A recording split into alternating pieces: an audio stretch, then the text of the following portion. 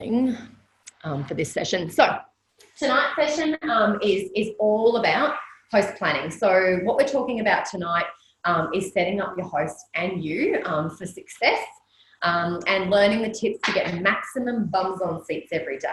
But before we do that, I actually wanted to just talk a little bit about your figures and actually knowing how to analyze your own business. And I don't know about you, does anybody feel overwhelmed when they do their report and, you know, and how that all works? Does it all seem like a bit of mumbo jumbo? It's kind of like, oh, I'll do it, but I don't really know why. Yeah. Who's totally all over it? Does anybody totally get it? Beautiful.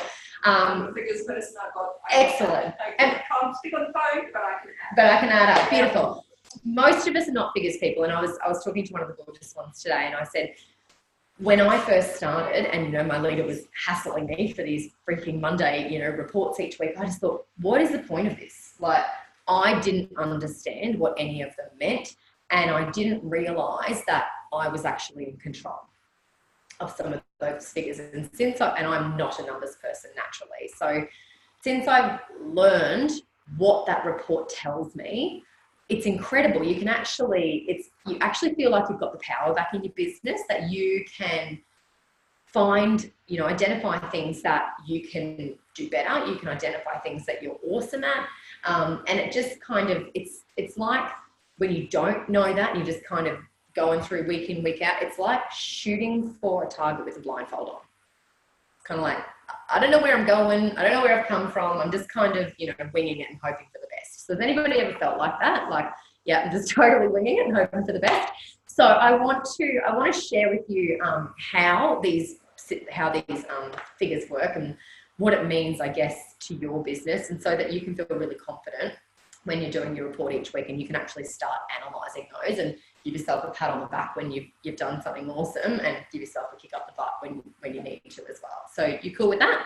Perfect. So what we're going to, move these girls over again.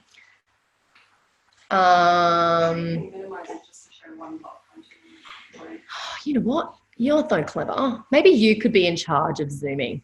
Oh, that's dangerous. This is good fun. I could delegate jobs. This would be great. One person could be in charge of Zoom and PowerPoint.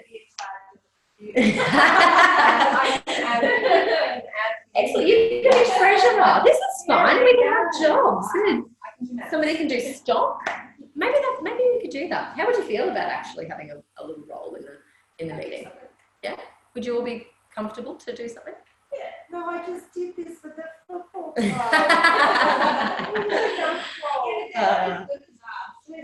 Totally. I think before we jump into this stuff, I guess we were talking about goals last week as well.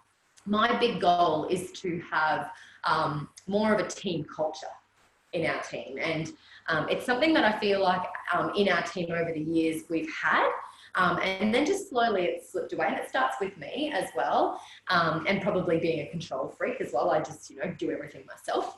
But this was something I was thinking about the other day, is, you know, if everyone's got a little role to play, you know, in the team meeting, it actually makes you feel, you know, a bit more like a team as well. So if you don't want jobs, that's totally okay, and they're not going to be difficult, but maybe, you know, it's just one thing that you could do.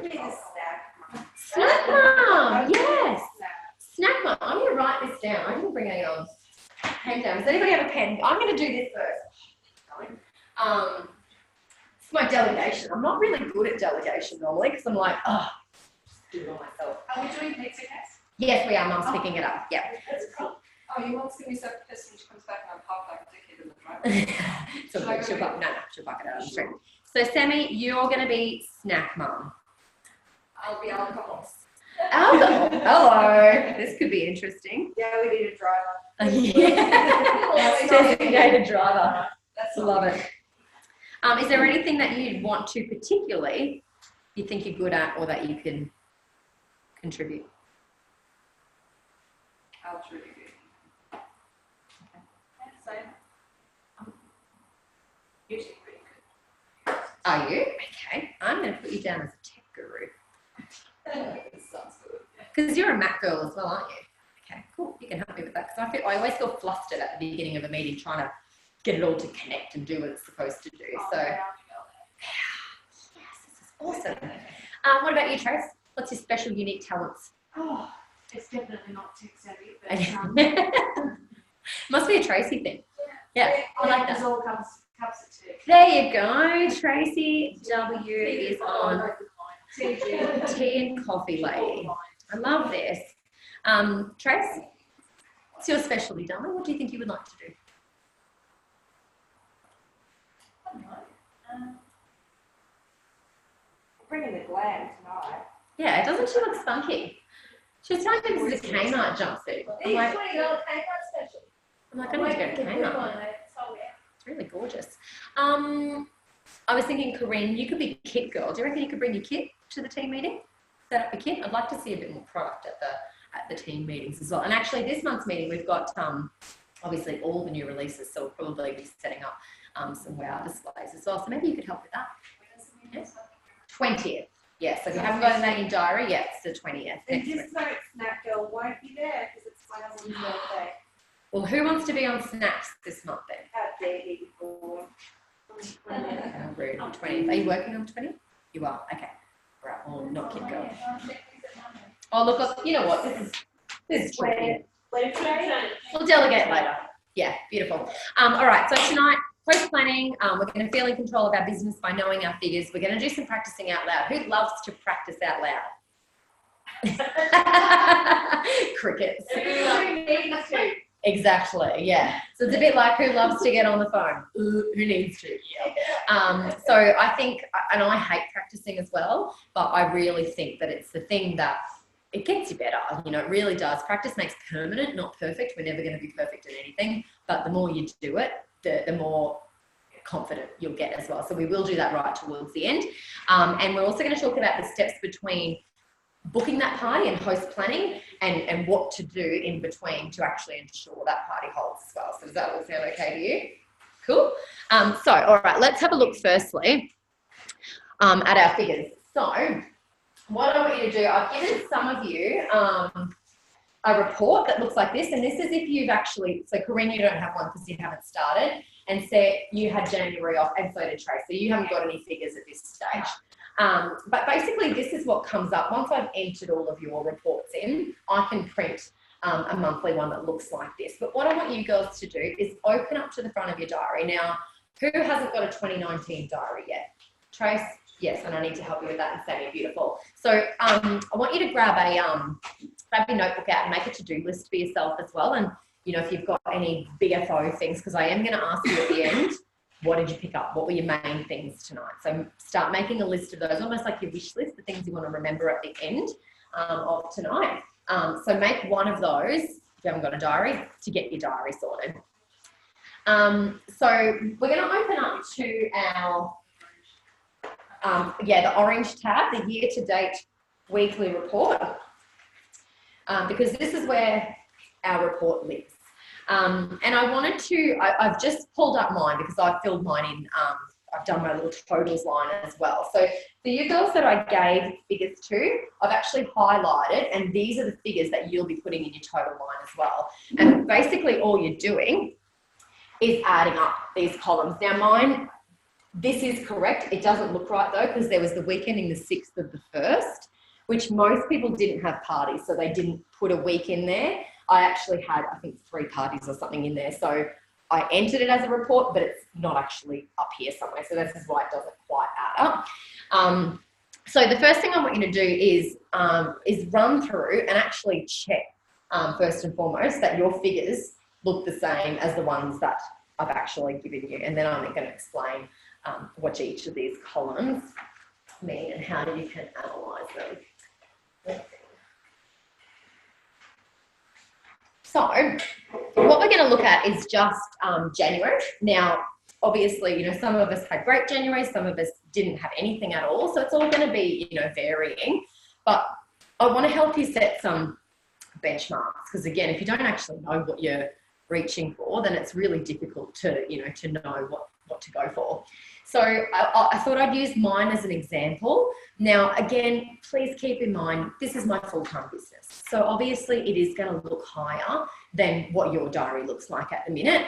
But there's things in here that were really strong for the month, and there was things in here that could definitely do with improving as well. So I feel I've always been funny about showing my figures because I'm always nervous that it will make people scared. You know, it's like, oh, I don't do anything like that. Well, and that's the thing. I don't ever want anybody to look at this and go, oh, well, I'm never going to be able to do that. So, you know, I'm blah, blah. This is my business, and this is what I need to do to maintain my family income every single month. And every single one of you is in a different boat. So I hope that by seeing this, it can be something to aspire to, and to, I guess, can see that people do want to have parties, people do want to book parties, there are recruit leads, and we all, you know, live in the same area, we party in the same area, so there are people out there, but I don't for a second want you to think that's just, you know, so crazy that I can't do that, because that's not the case as well. So I'm going to take you through, so I've added up each of these columns to give us a monthly total, because there's some weeks in here, for example, this second week, the 20th of the 1st, this is almost double what I would do in a normal week. So if I was just looking at this one, it's all skew if. That's not these are not accurate figures of what I would do weekly. So when you kind of divide it down by the month, then you'll get way more accurate figures of what actually is in there. So is anybody unsure of how to work out any of these columns, what any of these columns actually mean? Do you want me to run through what they are, column by column? A little bit. A little bit? Yeah, that'll take 2 seconds. I've given you this document. So pull this one out. You can keep this handy, and when you're doing your report, I'll show you how this refers to this as well. So the very first column, so we're always reporting on the week, it says week ending, and we'll always go to the date that finished on the Sunday. So today's Monday, yesterday was the 10th of Feb. So I haven't written my report in here for this week yet. So this is where you'll write this week's report. So the first column is all about your parties to hold. So that's right. So that's how many you had last week that were in your diary that you were meant to hold. And the really easy way to do this is it's whatever was in week 1 of your forward program the week before. So that 2 will then come down to here, because you've reported to me last week that you had 2 in your diary in week 1. So that will come down to here as you had 2 to hold. Now, the held column is how many actually held. So if you had a cancellation, it would be 1. If a party just jumped out of nowhere and you went and did it, then it would be you actually held 3. So all I want to know about is just last week, not anything before, not anything after. Last week, how many parties held? So it says here, total parties booked in your diary for last week should be the same as week 1 of last week's forward program. And then total parties held for last week, and this may differ from parties to hold. The next column is booked. So total parties booked for last week from parties and from outside parties. So from those, if we look at the 3rd of the 2nd, I had 6 up to hold, I held 5. So 1 cancelled, postponed or whatever. From those 5 parties, how many new bookings? Now I had a really crappy booking week, booked 3 from 5. And obviously you want to be booking more than you're holding. So that wasn't a wonderful week in the sense of bookings. So this would include any bookings from the parties, and if I got on the phone or saw somebody at school or whatever, if I booked an extra party in that wasn't in my diary, that'll get added in there. Into the booked column, yeah. So something that confuses people as well, say that party from this week that has cancelled or postponed, if she books a new date, that's not classed as a booking. So it's anybody that was not already in the forward program. Otherwise, it kind of sends the parties all over the place. So if she's already been in there somewhere and, a week later she finally rebooks her date, she's not a new booking as such. It's just one that's kind of come back in there. Is that all clear? Is anybody confused about that? Yep. The next column is recruit leads. So this is how many people you met in the week, either at your parties or out and about, that said, yeah, okay, I'd like some more information. So in this particular week, I had 4 gorgeous ones. And if you have those recruit leads, when I put it into my system, it actually doesn't ask me for the number of recruit leads. It asks me for the name and phone number of those people. So I have to put those in. With those gorgeous ones that you meet, you'll provide me their name and phone number. I'm not going to call them unless you ask me to. And I'm more than happy to do the follow-up with those people. But please don't think because you've given me their name and phone number, I'm then going to sit around and stalk them. That's not my job either, unless, well, I'm not going to stalk anyone, but unless you want me to contact them, I won't be. And they might be later down the track people, but it's people who have said, yeah, okay, I'll take some info and we'll chat more about that. The next column is your guests attended. So this is how many bums on seats. So in this particular case, I had 5 parties. So the easiest thing for me is I will open up my diary to last week. Let's just say this is last week. And visually for me, I'll go, okay, Marzel's party, and I would kind of, count how many people were in the room. If you've got a crap memory, make it a habit when you go to that party, before you start taking orders, to do a quick head count and then write it beside here, if you like, and put a circle around it so that you remember how many bums on seats there were. I try and write it when you go into here, you Yeah. get the little message bit on the side. Yeah. I just put the number there. Beautiful. On the app, on the notes section. Yeah, that's awesome. Whatever works for you. Yeah, whatever's easiest. I think you said it to me once that you used to get to a party and hand your iPad out and get people to type their stuff in. Yeah.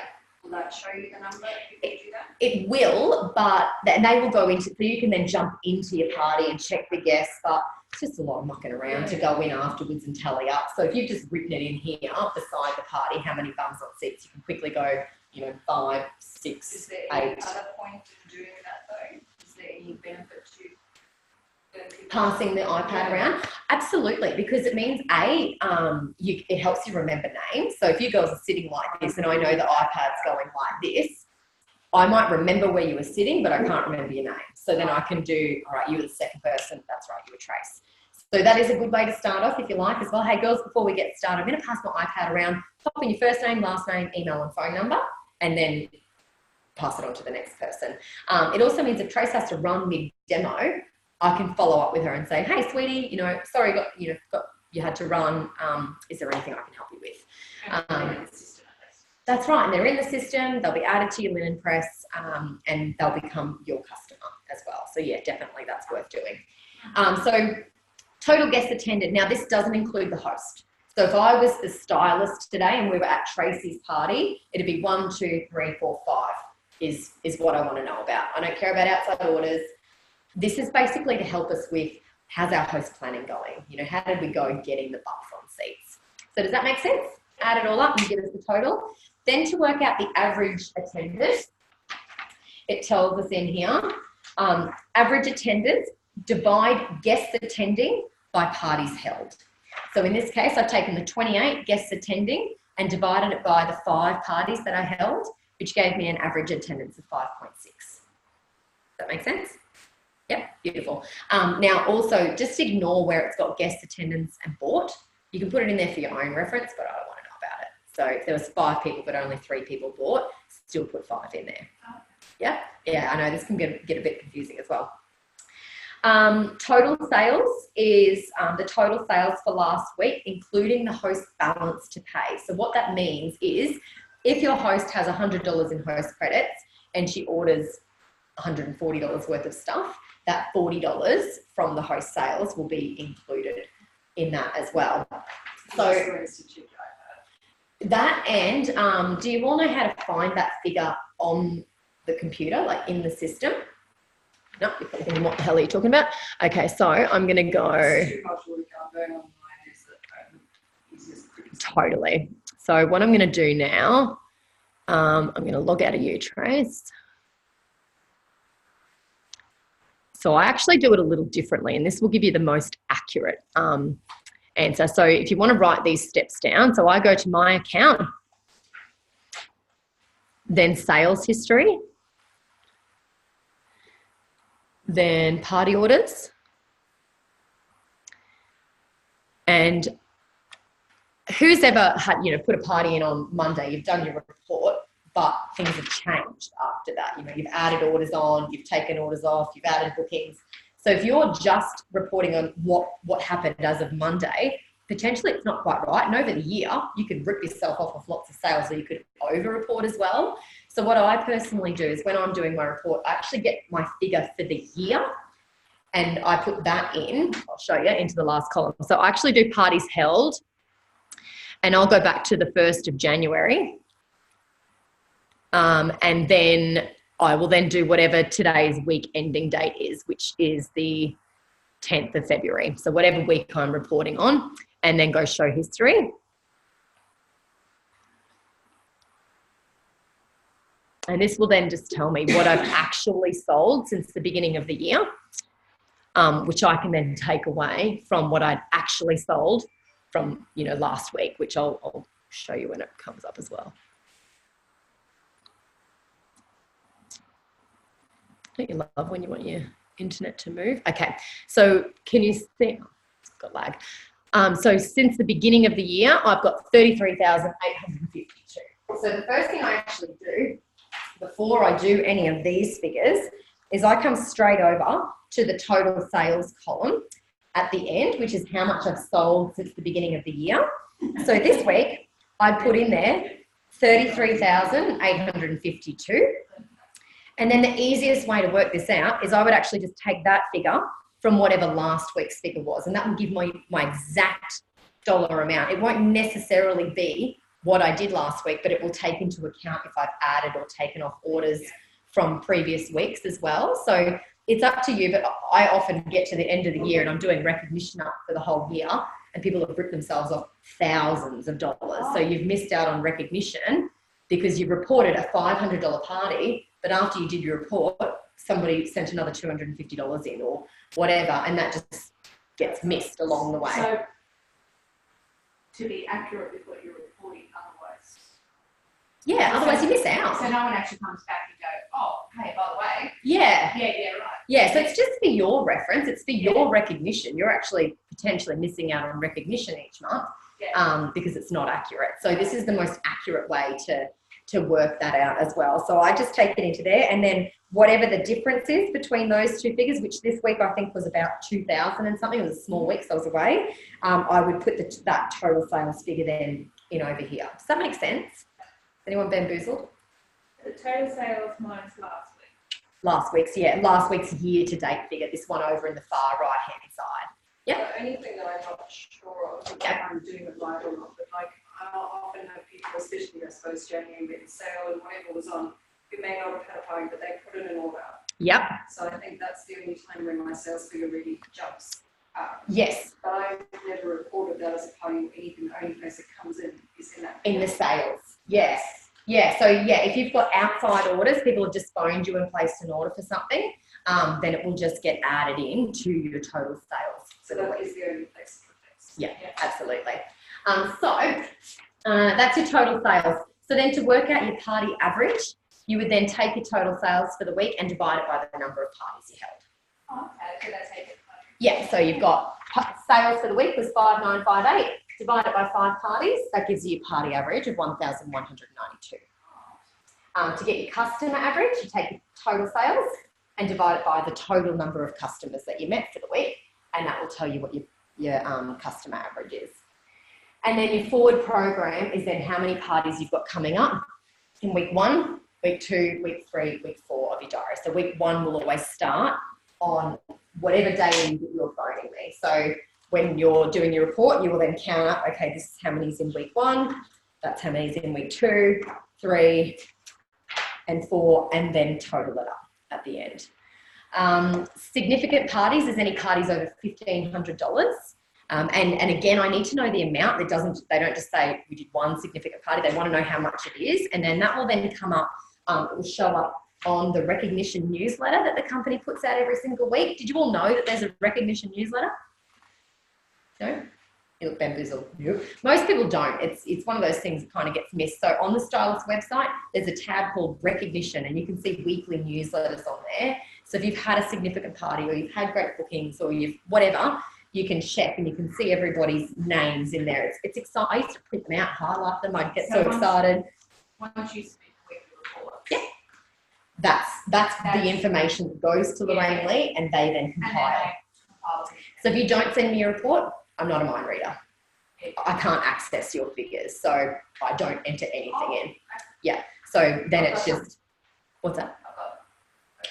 Awesome. So yeah, shoot it through. I can't see, like when I click on my end, I can see what you've done for total in the like pay in months, but that's all that I can see unless I'm actually logging into your account. Yeah.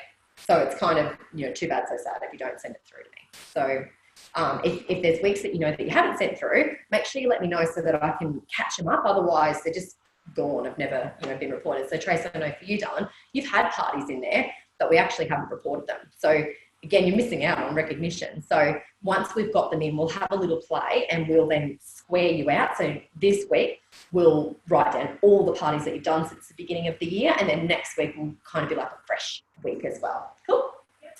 Party profit. Now, this is totally up to you. I personally do my party profit for the week. So what I've earned from my sales for the week.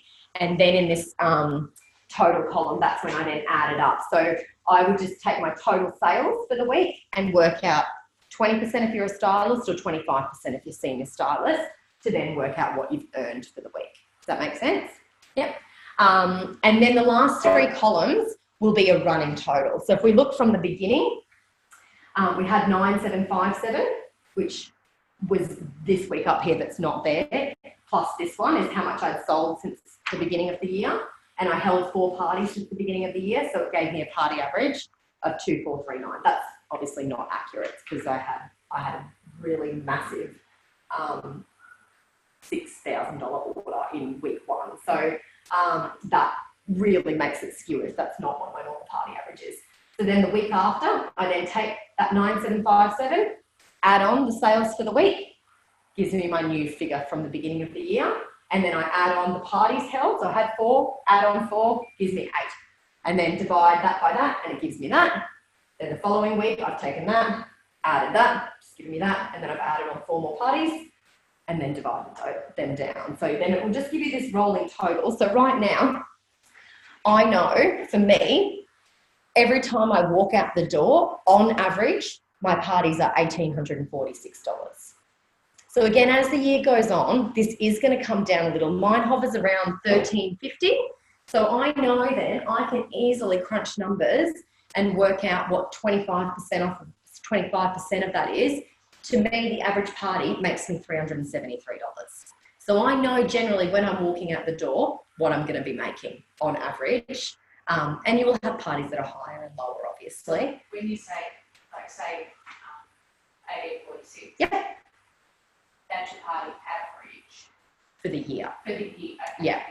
So as the year goes on, you know, I might have a shit week. Like this week was a crappy week. It was a $2,000 week for me compared to what I would normally do. Yeah. So this week, when I add the 2,000 on to this 31, it's going to be, say, 33, and then there's 19 parties. So it actually will probably drop my party average to around, you know, 1,400. It will significantly, you know, knock it down as well. So it just gives you an average to work with. So the reason I wanted to share this with you is to kind of show you, well, some benchmarks that you can be aiming to, and then we can identify what things influence those benchmarks. So if we keep using my report as an example, and you've got yours in front of you as well, can you see up the top how I've written these little benchmarks in and highlighted them?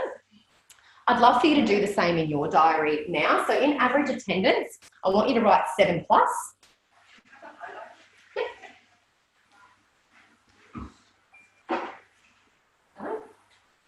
And highlight it. So that's what we want to aim for. That's how many bums on seats we want on average at each party, 7+. Party average, I want you to write under that $1,000+. Oh, perfect. Oh, so we all have to put in for that? No, it's good. No, don't sleep. Is it Mum? Oh, man. I was like, I swear I wanted to pick up. I'll leave that there for a second. I'll just quickly explain this and then we'll get to pick up. So $1,000+. Customer average, right in there $150+. Customer average, yep, 150+. Good job. And then I'm going to go around really quickly and I want you to tell me what is your goal number of parties per week that you would like to be holding? 2. Beautiful. So I want you to write 8. Where I've written 24 up there, I want you to write 8. Beautiful. So your number's going to be 12. So write that in there where I've got 24. You've got it, Sammy? 4 per week. So your number's going to be 16 up there. So pop that into your total forward program. I would say 2 to 3 to start with and aim to get more. Beautiful. Yes, So let's start at 8 then. So 2 parties per week. Beautiful. Yeah, is that what you mean? 2 per month or 2 per week? 2 per week. Beautiful. So your number's going to be 8 to begin with. So it's going to be 2, 2, 2, 2. Love you. So you'll just write 8 where I've written 24. I want you to write at 8. Sarah, how many would you like to do per week? Per week. Per week. What would be your goal amount of parties per week? Beautiful. So, and then in that case, what I'm going to do, because what I don't want for you is to put 24 up there and then feel like, so start with a goal closer to that. So maybe it might be, yeah, absolutely. So work out what that number is for you that you can work on achieving. So, Mine was 3, but that'll be 12. yeah, so it's gonna build quickly. So say you want to, the end goal is 24 parties. Right now, if you've got 0, then maybe make that first goal 2 parties per week or 3 per week. And then once you've hit that, then set a new benchmark for yourself. How many do you set for yourself, Cass? Mine's 24. Oh, 24. Yeah, so you can see right now, my minimum forward program is 24. Yeah, sure. This is what it is currently. I've got work to do. Yeah. Yeah, so that's like a big for me. No, 15 for the month is what's in my forward program. So I always have, actually my forward program usually hovers around 30. So 24 is my absolute non-negotiable, and right now it's 15. So that's kick in the ass time. That's when I know that I need to do some work. So it has jumped up this week because I had in here, a week obviously where we were going to Melbourne. So that would normally be a bigger week. So it's now, when it comes down here, it's now 8, 6, 4, 4 or something like. I have done work to get it back up, but that is like as soon as I see that, I go, oh crap, because I know that number and I know it's not where it needs to be. So I get to make some phone calls, yay. But it's good to know that number, because if you don't know what that number is for you, again, you're shooting for a target with blindfolds. Yeah. Where the new catalogue and who wants to get the girls together, then all of a sudden had all these people saying, yes please, yeah, that's right, yeah. So that's an extra. I would never rely on that. I need to get on the phone. I've got customers who I have not serviced, and I have a lot of customers. You can see I've met 115 people from the beginning of the year. I haven't spoken to any of them unless I've seen them at another party. So I know when I start making these phone calls, that's where those parties are going to come from. And anything I get from, putting a post on Facebook is icing on the cake to me as well. So would that Facebook post be your yeah, well, this is my, I put it on there. I said, I'm so excited. The new catalogue's beautiful.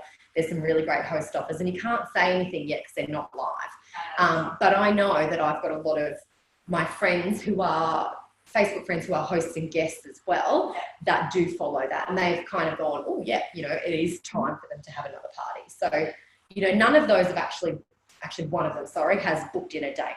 The other is a kind of airy-fairy right now, and I need to I'm not going to rely on, hoping and praying they come back to me. I now need to get on the phone to those girls and book them in, but I've been flat chat to them. Those 115 people? Because when I sat there this morning and was trying to make my list of who to call, I don't want to call people that I've seen this year already.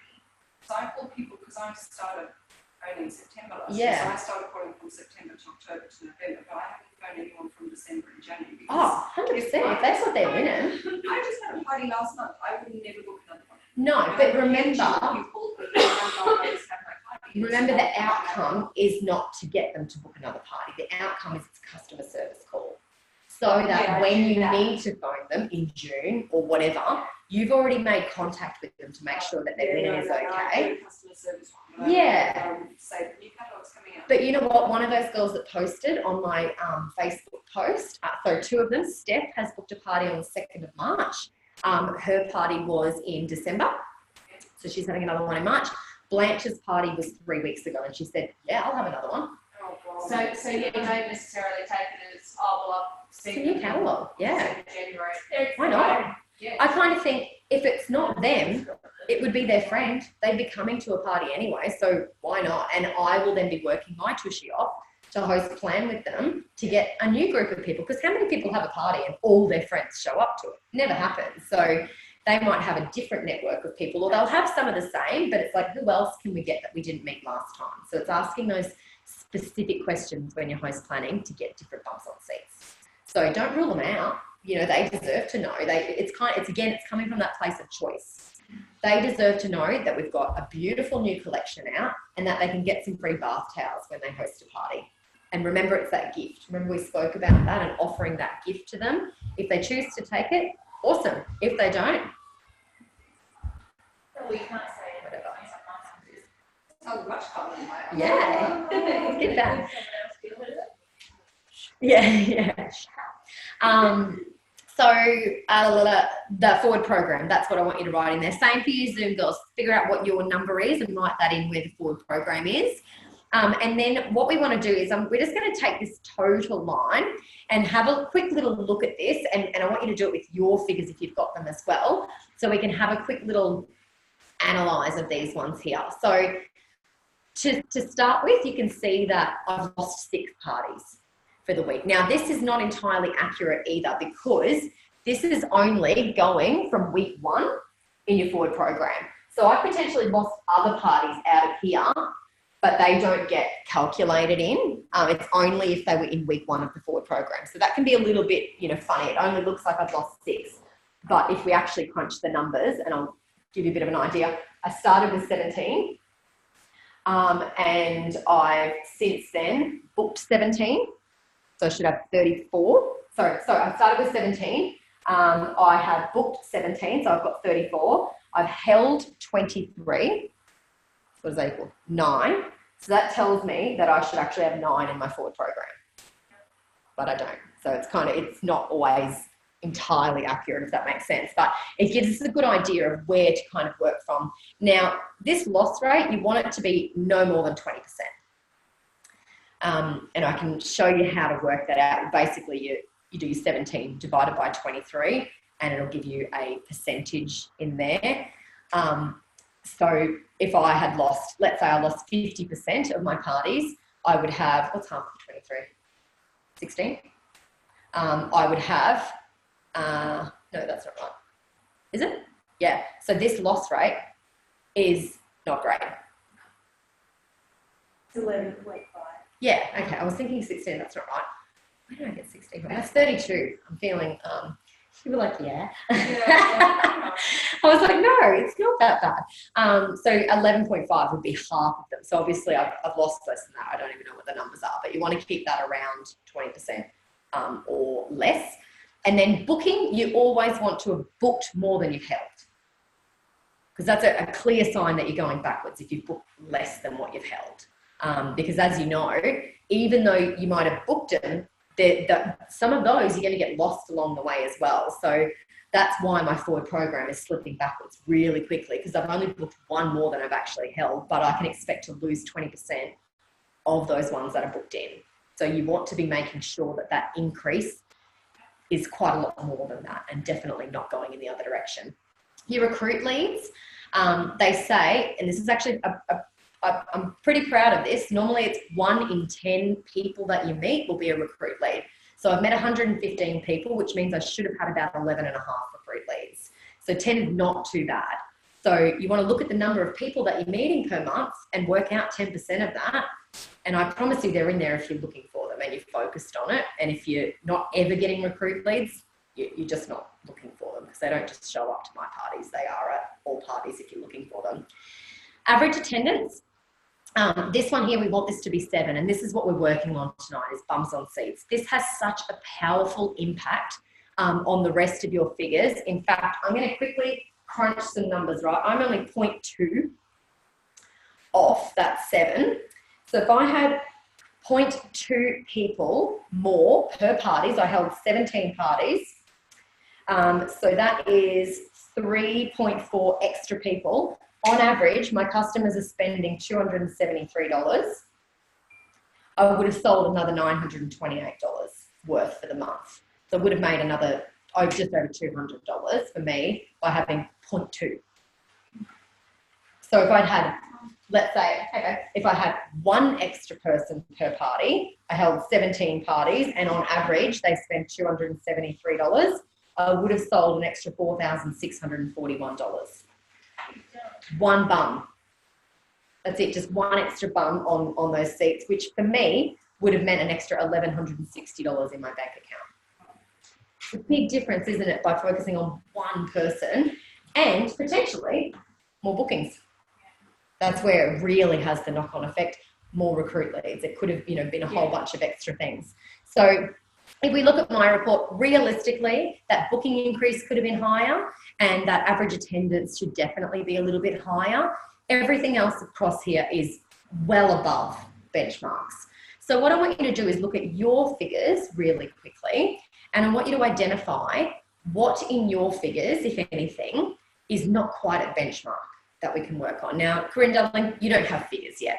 So it's really cool for you to start to sort of know, okay, this is what we're aiming for. And I want to reassure you that when you first start, these probably won't be. You probably won't do $1,000 parties. You probably won't have $150 customer average. You probably won't have 7+. Can you? Absolutely, if you follow all of the processes from the get-go. But be kind to yourself, because when you first start, you are learning. So you can expect for it to be a little lower, and then you'll build from that as well. So Trace Darlin, I know that we haven't got any of your figures. Yeah, so is there anything that you can identify just from the figures that you have sort of seen that is not quite at benchmark that you would like to work on? Beautiful. Yeah, and so increasing those party bookings, so it's moving forward. Perfect. And Sammy? Excellent. Yeah, beautiful. And Trace, any benchmarks for you? Yeah, same party bookings. Beautiful. Increasing. Yeah, awesome. Yeah, same to get started to touch. Yeah, beautiful. Ash, is there anything on your stuff? My biggest one, I suppose, is bums and seats. Yeah, okay, so So I'm proud of the fact that my bums and seats are shit. Yeah. But my customer average is pretty great. let's crunch some numbers for you, okay? How many bums on seats on average have you got? One we told 3. Okay, so you need to get 4 more bums on seats. How many? How many parties did you hold? Beautiful. So that means we wanted 20 more people. What's your customer spend? Yeah. You would have sold an extra $3,860 if that was benchmark. So I think that's it's a really cool. Exactly, because you just focused on bums on seats. It has such a massive impact. And if it was if you had double the bums on seats, you would have double the bookings. Double the recruit leads, double everything. So, with your figures then, focusing more on bums on seats or bums on seats? Bums on seats. This is actually what I want you to focus on tonight. Because bookings comes from more bums on seats. If you're meeting more people at your parties, you are booking more, you're selling more, you're recruiting more. You can't book somebody who's not there. You can't recruit somebody who's not there. You can't sell to somebody who's not there. Your host can, she can do that work, but you're never going to get the opportunity to meet them. So you want them in the living room, because as you know, how many times have you met somebody at your party that said, oh, I wasn't coming for anything, but I'm going to get X, Y, Z, or I'm going to book a party. If they're not there, that generally doesn't happen, because you know how much your hosts get an outside audience. They don't, it's not their job to do the work. It's great if they do, but mostly they don't. 7. 7's the benchmark. Yep. That's what we're aiming for. So if you're currently 4, you're focusing on getting 3 more. If you're 6.8, you want 0.2 more. So it's just that focusing on, okay, this is actually in my control. I can identify straight away there in all of these figures. I don't need to work on my product knowledge or my demo, because my customers are buying $273 worth of linen per person on average. The only knock-on effect is the customer average. Ooh, that just went all funky. Yeah, go for pizza. So is there any questions about that? Does anything not make sense? And I know that's gone blurry now, but these things, this is how they're directly impacted. If your attendance average is down, that's host planning. So I want you to write these down. If your attendance average is not 7, it's host planning. I think I had nearly 12 on seats, but it was only a $400 party. Yeah, so sometimes you can have all the bums in the room, but they won't spend anything. So that could come down to your party demo. But these, just generally speaking, if your average attendance is shit, it's shit host planning. And sometimes you've got a shit host that you can do all the right things and she doesn't do what she needs to do as well. But mostly, remember, you can't control what the host does. You can control what you do. So don't expect your host to be awesome if you're not being awesome. Yeah, it's a knock-on effect. So if your customer average is below 150, what do you reckon that's all about? If the customer average is below 150, well, no, not necessarily. So this is just talking about how much on average each customer spends. It's your sales. Yeah, it's your actual party, it's your product knowledge, it's what are you spending time on in your demonstration. They're the things that are going to affect your customer average. Again, you can't control what people spend. People have got certain budgets, they came there, whatever, but you can influence this by being awesome in your party. You can be awesome at your product knowledge, you can be the expert in what you're doing in that space, and that will attract, it will affect your customer average. So just quickly, so I can show you, 7 bums on seats times $150 customer average is going to give you a party average of $1,050.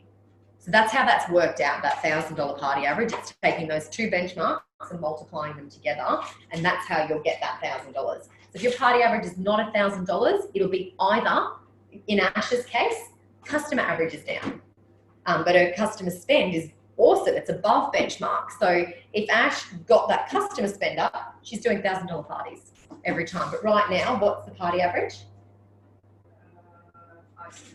578. So instantly, Ash would be doing wow parties.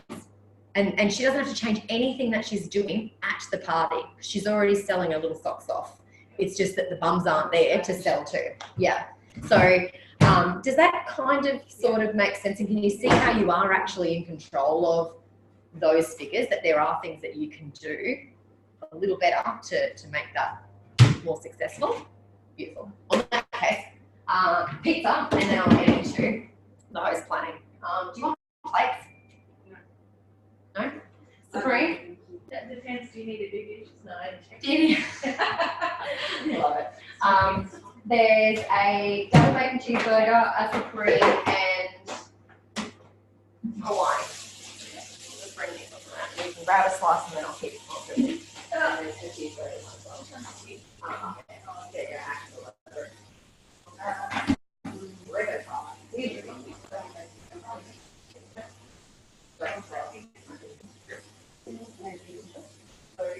No.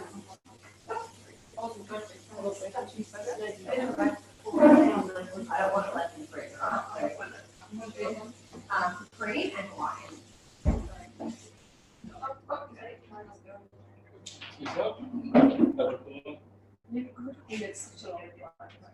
Such a long way to how good is it not Happy day. Oh, you guys are brilliant. Sorry, then, girls, we'll eat your pizza for you. we stopped dead by Who else constantly cooks every night? I cooked for breakfast at lunchtime. I'm the husband. I love it. All right, so we've got those figures down pat.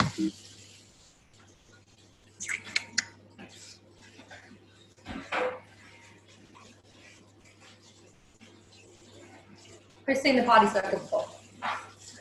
Hands up if you've seen the party circle. Couple? Couple of thinking, what the heck?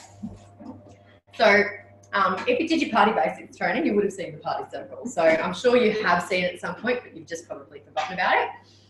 So, in a nutshell, there are 3 things that you need to be awesome at to have an awesome Lorraine Lee business. So they are, and you can draw this little party circle down if you want to as well. The first one is host planning. The second one is the actual party demonstration. And the third one is the order taking process. Now, if you skip any of these pieces, it's kind of, I always think about it like a tire on your car, right? If you just took one of those out, you just took one tire out, what do you reckon is going to happen to your vehicle? You're in the ditch. And that's a bit like, this is like a wheel. You puncture one of these bits, you're in a ditch. And you're lucky if you're not, because if you skip this planning with your host, you've seen what a direct impact that has. That affects your bums on seats. So I'm going to use Ashton as an example. You can do the best party in the world. You can have the best product knowledge. You can be the best at your booking and recruit bids. But when it comes to order taking time, if the bums aren't on seats, you're not going to get the results that you want, which ultimately means your host is not getting what she wants. Your customers, potentially are not getting what they want, and you're not getting what you want either. In the, the wow party is what we're aiming for. That is the goal. So, and then saying you could do the best host planning in the world, but if at the party you don't talk about bookings or recruiting and you only talk about product, you could be the best person at order taking time, but they're going to think, what are you talking about when you offer them information about joining or booking a party because you haven't spoken about it.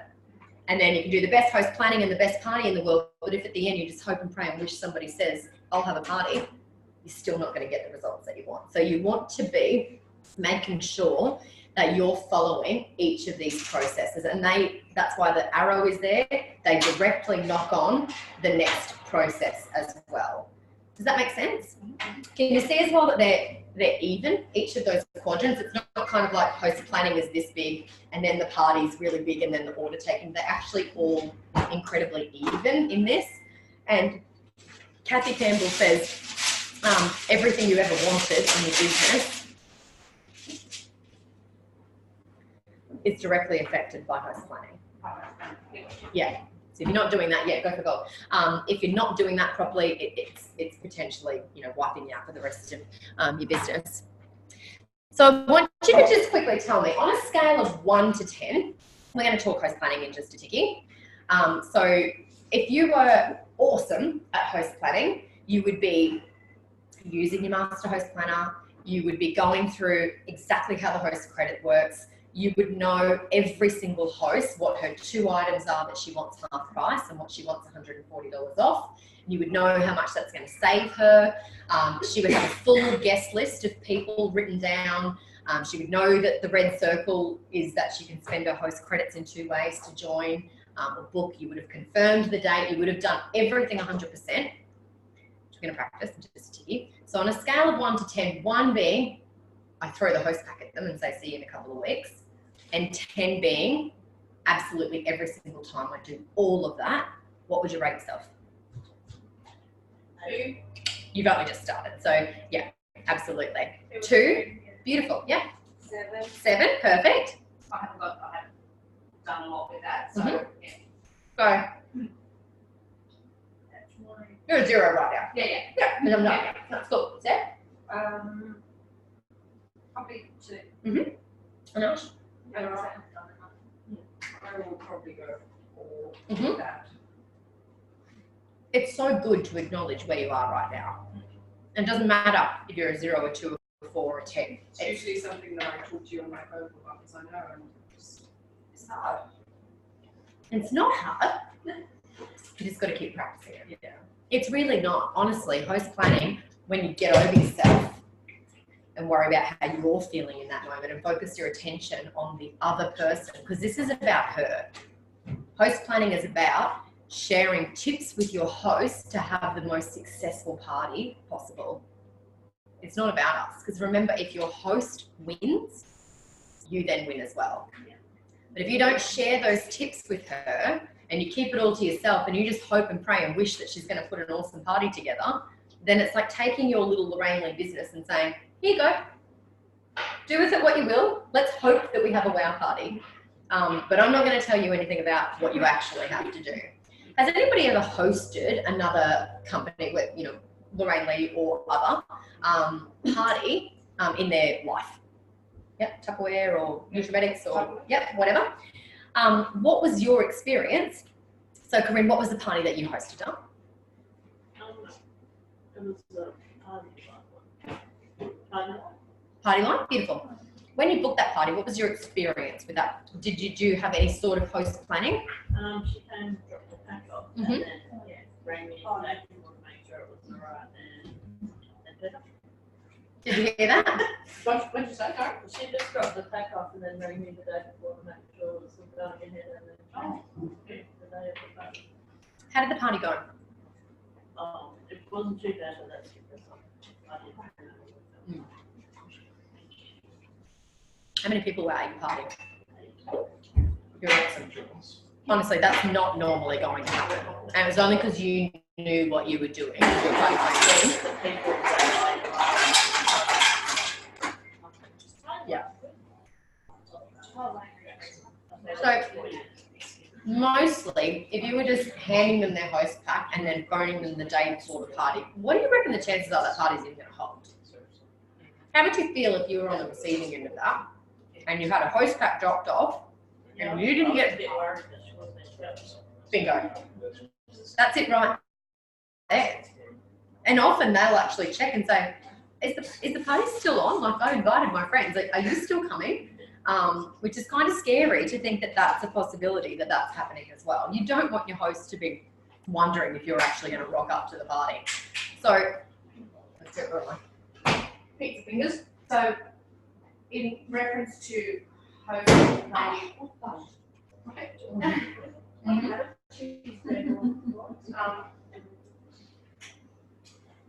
you drop the host pack, host plan with them, and contact them. Yeah, we're going to talk through the process and how to do the contact and everything afterwards. Ultimately, where's the best place to host plan with your host? At the party. Yeah. You know, if you booked that party then and there, if you are not host planning with them then and there, that's, you know, a huge missed opportunity. If you are booking people on the phone, right now we're getting on the phone to book parties in, what would be the best way to host plan with that new host? Coffee? Yep. Go to the house? Yeah. If you know these girls well enough, absolutely. If you can get face-to-face with them, that is always the best case scenario. What's another way you could do it if that's not a possibility? I booked one the other day. Sorry. Yeah. Trouble at a party, but she wasn't there. It was somebody that the host organised. An outside booking? And I tried to go through stuff on the phone with her kind of 2 separate times, and I feel like all friends just go, yep, and it all just went, whoop. So that's why I phoned the second time and tried again, and I feel like I did exactly the same thing. We have to be going there on Friday, and I feel like I failed before I really started. This Friday? Yeah. Yeah. So I feel like I'm failing before I've even gone there. So what could you do then to kind of change that? Because I've done the same thing. I don't know. Yeah. Okay. So you want me to give you the answer? Cool. Yeah. So if you've got outside bookings, obviously you're on the phone and you're booking them in for a date and whatnot. Why are they booking that party to begin with? To help them. And what else? That's what it is, to help them. Can I tell you right now, in my 8 years, I can count on one hand how many people have only done the party to help their friend. Really? 100%. That's my party. Saturday, Laura or Mhm. whatever, Sunny to help a friend. Was she at the party? She was at the party Yep. and she's been to parties before. Mhm. And she said, I'll have a party for her and help her out. That's their guys, you know, I want to be the helper. Yeah. So if you then, when you then say to them and you're host planning with them, if you could have anything in the range half price, what would you go for? They'll pick something. She just ordered a big purple, you know, the flash purple one? Yep. The new one? Yep. She ordered that at her party. Yep, beautiful. So you know what? What else does she want? There is a reason, I promise you. And if the only reason they're doing it, they don't want anything, I personally will actually say to them, hey Trace, if you don't want anything, darling, the only reason you're doing it is to help Sammy, then I really don't want to waste your time. I did it to you. So I was when like would you the say nightmare that? host that I get tormented with every single time now. Yeah, yeah. What do you want? I don't know. And it is tricky, Have a look. but mostly when you ask them those questions, they will come up with something. And I think it's kind of having the confidence as well to say, if they are just like, I don't want anything, I'm only doing it, you know, to help out, blah, blah. Then when you actually say to them, and I can guarantee you, because I've done it before, say to them, hey, Trace, sweetie, if you don't want anything, there's really no point in you having a party. I can get Sammy to find somebody else. Yeah, because I want to do the best job for you. And I really want you to get lots of free linen. So I'd hate to waste your time, darling. You've probably got better things to do on Saturday than have a party if you want absolutely nothing. You know what they say? Oh, well, you know, maybe I would get blah, blah, blah. But they want to put on, because it's that fear for them as well that it's not going to be a good party or whatever. So often they'll put on that, you know, guys that, oh, I'm only doing it, because they want to be seen as the helper, you know, the hero of the day. And, you know, make them the hero of the day. You know what? You're so awesome. Ash is going to absolutely love you. But if there's nothing that you want, we can get Ash to find somebody else who does want free linen, because I'm really good at getting free linen. If they say, oh, I'm doing it for Cass, you know, you've got to eliminate who you want the party, and they've done it to help someone else get their free gifts and all that, what happens if that party rolls, or if that doesn't go ahead, you can't host? That's what I mean. There's nothing you can do about it. So if that is exactly what's happening, so you might have that running on. No, confirm. She says I'm still good, I confirmed and I'm going. yeah. But I just don't know now, do I phone her for a third time and try again? I think all you can do, you know, Got a after, Facebook thing and I've been loading. If I make them get excited, whatever, before I get it, that maybe I'll still, which is quite a whack load of people. yeah, Not many beautiful. of them are coming. Yeah. So then I work keep with loading her. that and trying to. So tell me then, what does she want for 3.5 price? Yeah. She comes to the party and she has to come to the camera. Yeah. So that's, I think, the first thing that you want to identify. If you've got outside people and, you know, even people that are booking at a party, if you don't know the goal, the party's not going to hold. Like realistically, or it may hold, but a host without a goal, honestly, is a waste of time. Their time and yours. It may turn out okay. You know, Sammy's a perfect example of that. She was the host without a goal and we just kept working anyway. She had a freaking ripper party. Well, you made me think about that. I did, yeah. Yeah, we actually, you know, crunched it down because she said to me, I don't know. And I said, and what if? And what if you had $140? And what if you blah, blah, blah? And yours was, I mean, 2,300. and 4 bookings. And 4 bookings. 4 bookings. But I Yeah, kept I didn't with sign her. up there though. I signed up at like the 6th party for that. Silly sausage. And we did speak about that, but it was not the right time. She was a stubborn girl. But I think this is the key. Sammy was one that said, I don't know. And rather than me going, okay, it's my business, take it. I said, but what if you could get anything in the range half price? What if I give you $140 today and said you could spend it on anything? What would you choose? And keep working with them. Very rarely will I have that goal, the wish list, empty in a host planner, because I know that if that's not filled in, there is nothing connecting them to the party aside from helping their friend. And even then, no, there's nothing you can do about it if they cancel later down the track. So I really, really believe people say that because they want to be seen as the helper. So then, you are amazing, Ash. Trace, thank you so much. You know, you are the hero for tonight. And you know what? We want to make you get as much as Ash does as well. So, sweetheart, if you could have anything in the range, free or half price, what would you choose? Because it's your turn to be spoiled. Exactly. They will come up with something. Yeah. You know how often people say to me, oh, you know, I really just don't need anything, so I'm just going to get, you know, a laundry bag today. Exactly. So I'm just going to get a laundry bag. I'm just going to get tea towel. I'm just going to get whatever. And then when I host plan with them and say, if you could have anything in the range for half price, which would you choose? Oh, that double topper. It's not that they didn't want it. It's just that they don't want to spend $390 on it. I get it. You know, that's cool, but they don't want to say that to you. I really want that, but I don't want to pay $390 for it. But when you ask a different question, they will say that to you. They don't do that afterwards. Sorry. So host without a goal is a waste of time. And if you've had hosts like that, you know generally they're just wishy-washy. They're up in the air. So if you've got outside hosts, something I would even do before you get on the phone to try and host plan with them, because they're going, yep, because they don't know. They haven't seen a catalogue. They don't know what they, want or need in the range. So I would preempt it by saying to them, awesome, you booked in for this date. Here's a copy of the online catalogue. I'll give you a call. I'll give you a call tonight. What time's good for you? Babe, you're really throwing me off. Can I do that? Okay, thank you. I will give you a call tonight, but what I'll get you to do is have a quick flick through the catalogue and write down your 5 favourite items for me, and I'll explain why when I jump on the phone.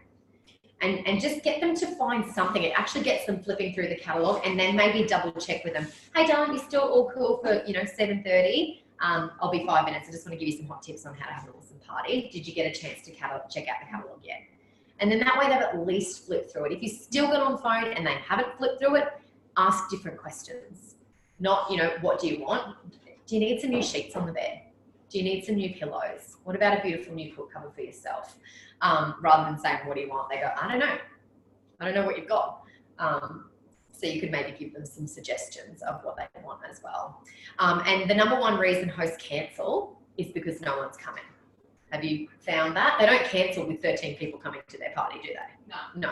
They cancel because nobody's coming, or nobody. And sometimes I've had experiences where nobody's coming when you actually say, hey, who is coming? Oh, there's only 8. Oh. It's happened, truly. It's just asking different questions. So if you just take that as, oh, okay, no one's coming, then you potentially miss an opportunity, but they might have come from a party where there was 14 people. So they think their 8 is shit. Yeah. They have no idea. Well, I would say no one's coming. One, sweetie, I'm all ready. You're in my diary ready to rock and roll. I'll be there with bells on. So you let the girls know the party's going ahead. Send out a couple of messages. See if you can get some extras there. See if the one coming wants to bring a friend. But we're going to have a great time regardless. And I really believe that, honestly. And if you don't, feel bad if they don't. They can quickly get they often will scurry and get a couple of extra people there. But you need to believe first and foremost that a party with one person there, what's the alternative? No party. What do you get from no party? Nothing. What do you get from a party with one person there? You don't know that. I got 100% strike rate with my number where there was one person there. She spent $1,000 on the Bingo. And I was like, Oh, wasn't she? How do you know? yeah, Tupperware one. Yeah. $1,000 and one booking with one person One there. person there. So Is that always going to be the case? No. Probably not. But you have no idea who that one person is coming to your party. And when you say, oh, okay, it's kind of like saying, well, you're not important to me. That one person and the host is not important to me. I kind of think about it like this. With one person coming to the party, well, yeah, you don't know who they are. You've got more time to connect and build a rapport and have a great relationship with that one person. You can help them one-on-one with their stuff. You can really work your tushy off to book that person in for their own party. And it's going to be a quick party anyway, because you're not order taking with 8 people. You're not doing all of that stuff. So you were meant to go to work that night anyway. So why not go? I actually don't ask anymore how many people my host has coming, because I find that just, if they haven't got what I think, it makes me feel disappointed. And you go into that party with that disappointment. So I just don't ask anymore, and I'm coming. I don't care if there's one person or 100 people there. I've told you I'm coming to your party. I'm committed. I asked you to confirm the date for me, so I'm going to be there 100%. I'm not going to let you down. And hosts will often say to me, I don't want to waste your time. And that's their biggest concern. If they feel it's going to not be. If they've only got a couple of people coming, their biggest concern is they're going to waste your time. And I say to them, Trace, sweetie, the only party that's a waste of time is one that cancels at the last minute. Because then I'm sitting at home watching Netflix and you're not getting anything and I'm not getting anything. So I'm going to be there with bells on if you're happy to have me. And often they say, oh, really? That'd be awesome, because I still really want to see the stuff. And, blah, blah's coming and, I'll see if she can bring blah, blah. So have that abundance mindset going into those parties, that you just don't know what you're walking into. That one person coming could be your pot of gold. She could be the person that has a wow party with 2 bookings, and she could join the team. You just don't know who that person is. But if you never go and you're disappointed, that there was one person there, the alternative is there was no party at all. And that's always worse, in my opinion. Cool? Beautiful. Okay. I just remembered something that might help Yeah. with your goal list post. I'm doing a fundraising thing for someone at the moment to get them some linen. And she doesn't want the same stuff she had for whatever reason. And she couldn't decide what she wanted. So we just went back. I already knew what her favourite colour was. And I went, oh, okay, colour. I'm going to send you a couple of pictures of purple stuff. And then she knew exactly what she wanted. That's awesome. Love it. And that's because you've connected with her and you've cared about her enough to find out. Yeah, but even if you know, don't know when you're asking, you're still making that little bit of extra effort so they feel special. So I wouldn't send you pictures of mustard quilt covers. You probably would send me pictures of my, and if Taylor is mustard, I might do it storm out. I'm done. Do you know what the entire colour is? It's not mustard, I was telling Sarah in the car how much I hate yellow. I'm gonna be disappointed now because I just bought the. Reckon it's orange. Done orange. I went through like and looked at all the past colours and was like, I wish I had. But it'll probably be violet. You can see it. is it like really light grey? It's a mild grey. It's Is that the tape beautiful. there? Yeah. Yeah. So it's kind of like, yeah, like a light sort of Oh. grey. It's really But it's kind of, you know how marl is like, it's almost like that jersey kind of. I like it. That's my kind of, that's my head now. It's lovely. Yeah, It is. What do we reckon? Boys, girls, young, old, like that's, Are you going to change it? Everything goes with grey.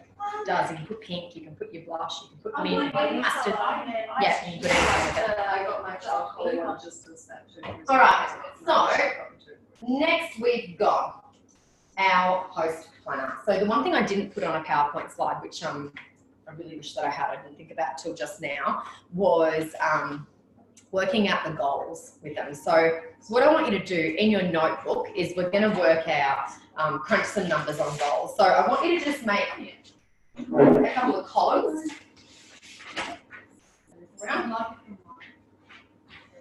So I want you to write on your note paper, half price and free, just and like a little thing, like not big, this is where we're going to pretend like we're writing on a host planner, half price and free linen. Did you want to play back this one? Oh, sorry. I was like, I need to go get it out. So I'm going to ask you girls right now, if you could have absolutely anything in the range, half price, what would you choose? First answer. The Milton. The Milan, the new Milan, beautiful. So I want you to all write down. Now, she's given me a big ticket item. So I'm going to do this as her half price item straight away. So if I ask this question and you said to me, a bath runner, I wouldn't put this in the half price item section. I'd say, oh, that's an awesome one for your free stuff. Let's write it over there. What are your big things you'd like to get half price? But you've given me a big one straight off. So in the half price item column, Trace, what size is your bed? Queen. So do you use a king on your queen bed? Beautiful. So I want you to write down King Milan for me. Now I want you to write beside that 309. So just write beside King Milan 309. Is that price 309? Yep, 309 is what it is full price. So the first thing I will then do is cross that price out, and underneath it, I'll give her the half price. So roughly is 155 is what that's going to come down to as a half price item. So if you could have anything else in the range half price, what else would you choose? Mattress topper? Green first mattress topper or a thermal topper or? Green first. Green first? Thermal? Is that what you said? Beautiful. We're going to do a thermal topper as well. Queen size, king size? Queen size. So right in the half price items, write queen thermal topper or Q thermal topper. And beside that, write $389. Sorry, how much? $389. Every. Absolutely. I just got my quilt, my thermal quilt today. So now cross that out and underneath it, write $195.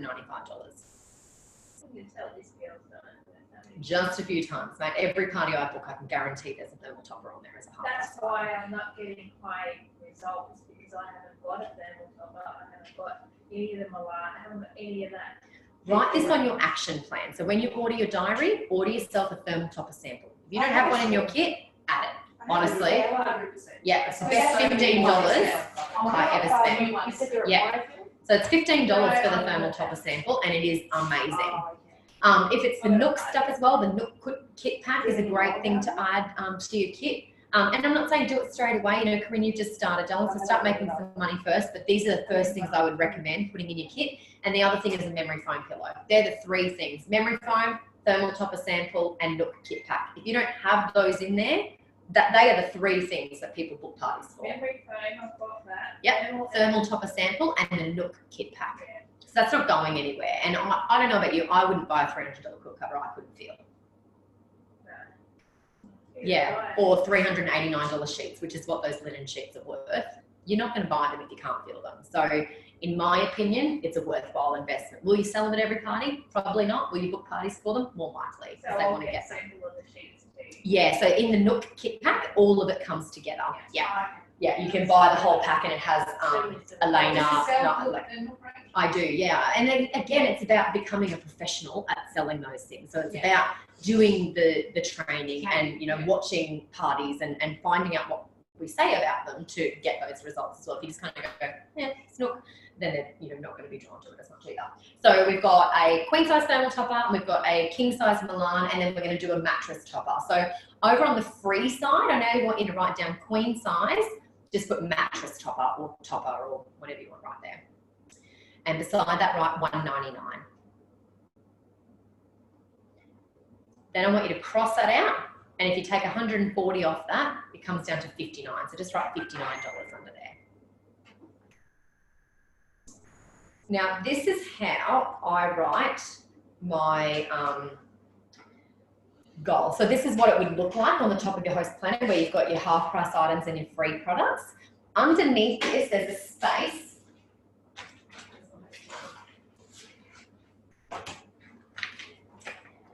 There's a space down here between like that and that. So in here, this is where I write down, and on my master, I've actually got it written in here, was with a $sign, now with a $sign, save with a $sign. So this is where I'll fill these three amounts in, okay? So you can write that on your master host planner if you like as well, and it will remind you to crunch these numbers because this has a really wow impact.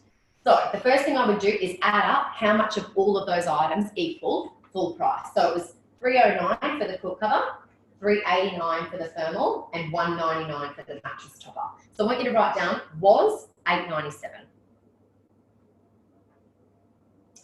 Then I'm going to add up the three amounts that we wrote under them. So what was the half price amount for the Milan? $155. And the thermal topper? $199. And the mattress topper? $59. So now you're going to write now $409.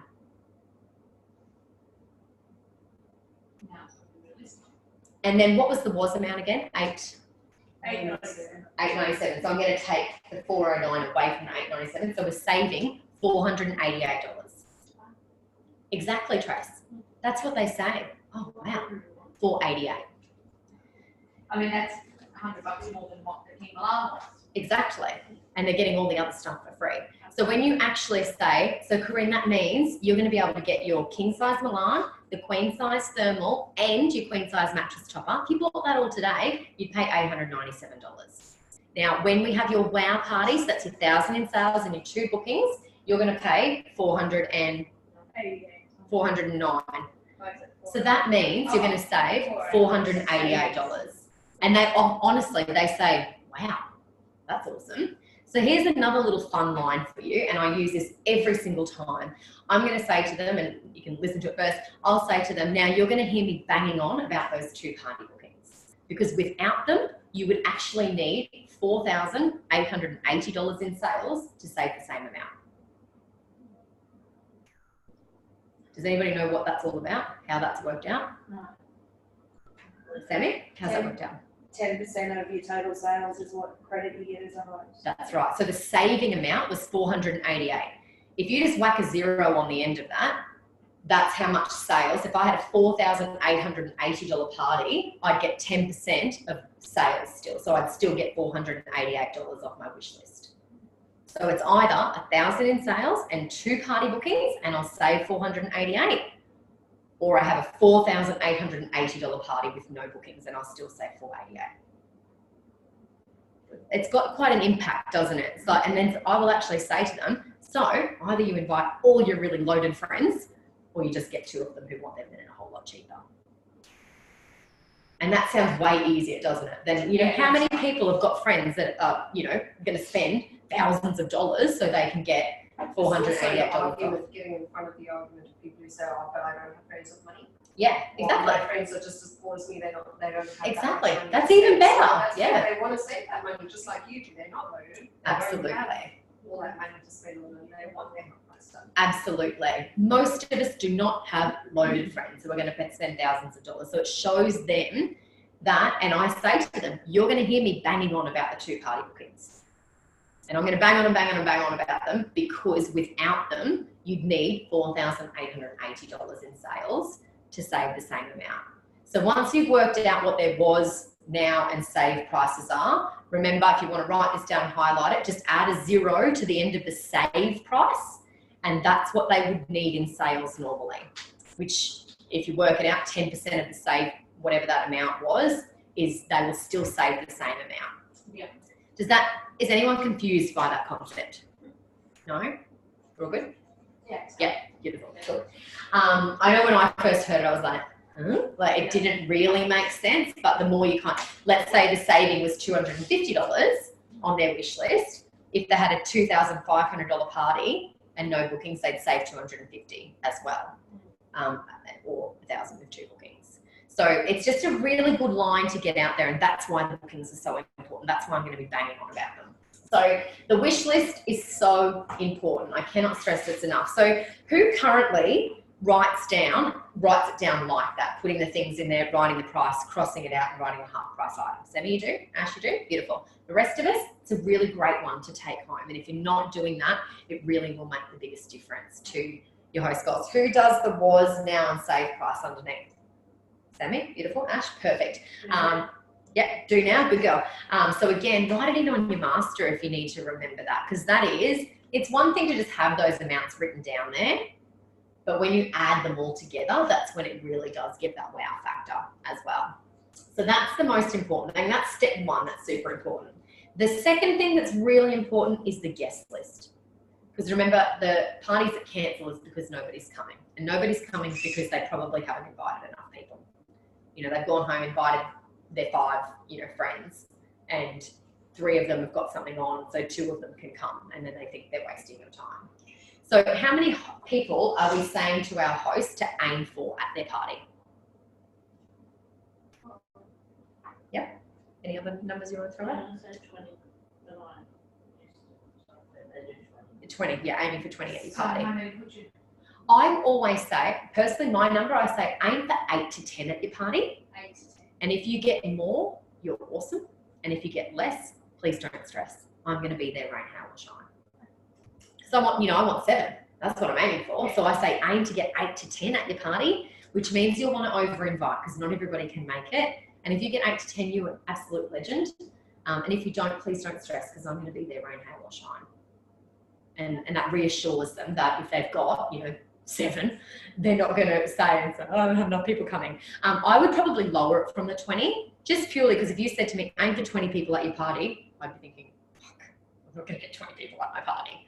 And that means that you've got to probably invite 40. I don't know that many people, to begin with, to have it at my party. And 10 to 12 can be scary as well. But you don't want to lower it any more than that, because if you say aim for 6 people at your party, then they're going to get, 3. If you say aim for 8 to 10 or aim for 10 to 12 or whatever you're comfortable in saying, then they're going to get closer to that 7 number as well. Does that make sense? Beautiful. So if you want 8 to 10 people at your party, how many names do you reckon you have to get on the list? So how many, when you're writing the guest list, how many names do you reckon you want to get on this guest list for them to actually get 8 to 10 of them to come? Yeah. At least double. So your goal is you want to fill at least this side up. So what I've given you, and I've handed you all out a little document as well, is this little document that I put together years ago, and I used to always attach it to my host planner. And today, as I was doing this workshop, I thought, why don't I do that anymore? I keep it in my diary, so I have a copy printed off in A5, and I can email this to you so you can print it off as well. This actually lives with my master host planner in my diary, so I can use it as a guide when I'm running through the guest list.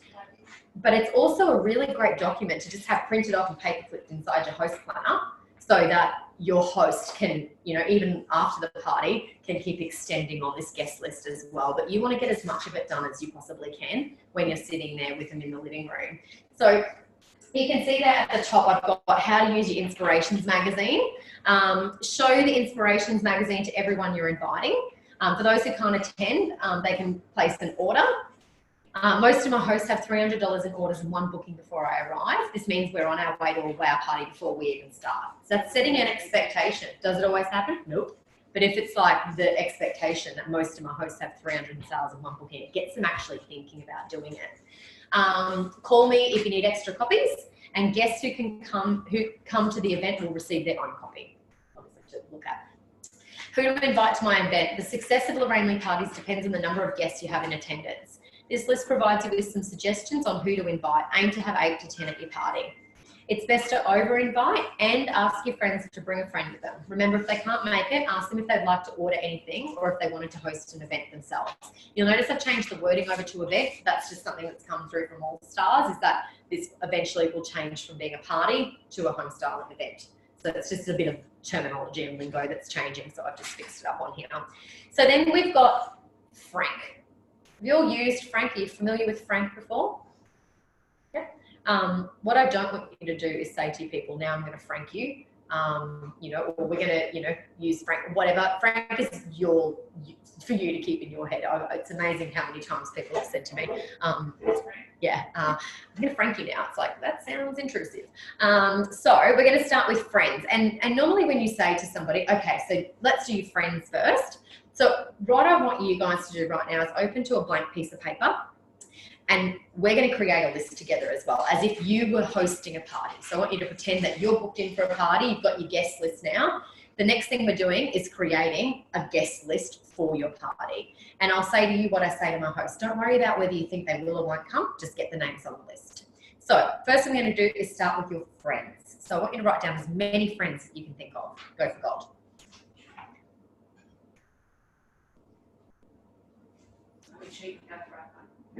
Totally, if you want to, go for gold.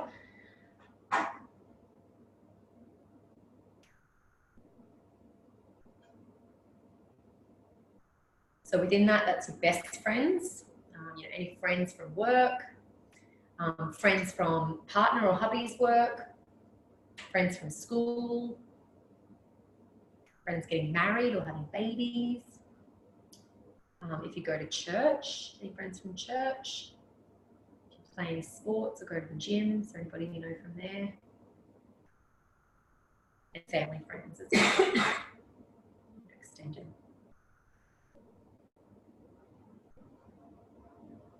Let's give you the biggest list.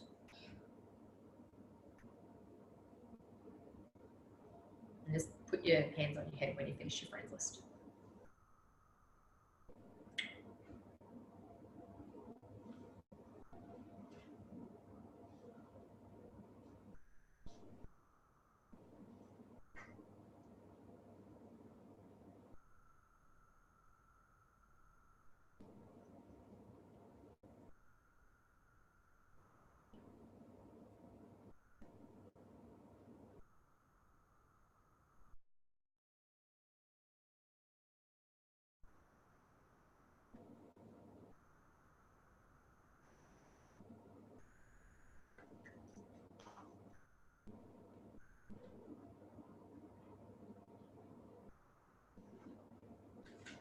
That's a fire. Killing it.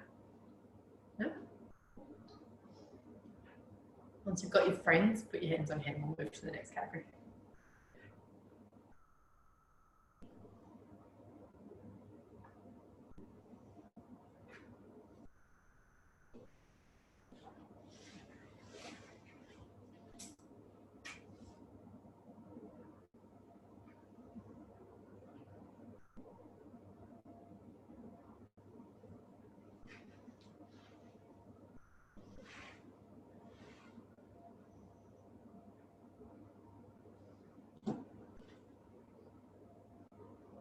Holy cow, look at these lists. I'm struggling. I'm going through my phone to find out who my That's Yeah, that's okay. And some of your, so this is a perfect example. You know, some of you are not finished and these lot lists are massive. Some of you are struggling. Your hosts are going to be exactly the same. So with the hosts that are struggling, what could you suggest that they do? What else? Where else do you have friends? Facebook friends. Facebook, yeah. Facebook friends. Absolutely. I know I've got more friends on Facebook than I do in my phone contact list. Because I don't have a lot of my, you know, Facebook friends. Would you their have phone told number. them about the Facebook invite by the time you reach here? Normally I will have, yeah. So I will go through that problem. I'm going to demonstrate it properly. But we want to get that list of people on there first. So next category is relatives. If you haven't already, think about, you know, mum, mother-in-law, grandma, sister, sister-in-law, daughters, daughters-in-laws, aunts, nieces, cousins, extended family. You know, That's 2 people. yeah, you know, and I'm the same. I don't have a massive family. Other people will have huge family lists. Yeah. So I think that sometimes we get caught up in that. I don't have a lot of family that I would invite. So potentially I could skip family. And then other people have, that's their bulk of their people is their family. So don't just not go through it because you think that they won't have family. That's where, you know, for a lot of my hosts, that's where they come from. Then acquaintances. So think about the people, I always say, you know, your hairdresser, beauty therapist, nail tech, if you've got any of those, you know, people you're lucky enough to have those people, who are they? And the reason I like to point those people out, those people know lots of people. They're usually people.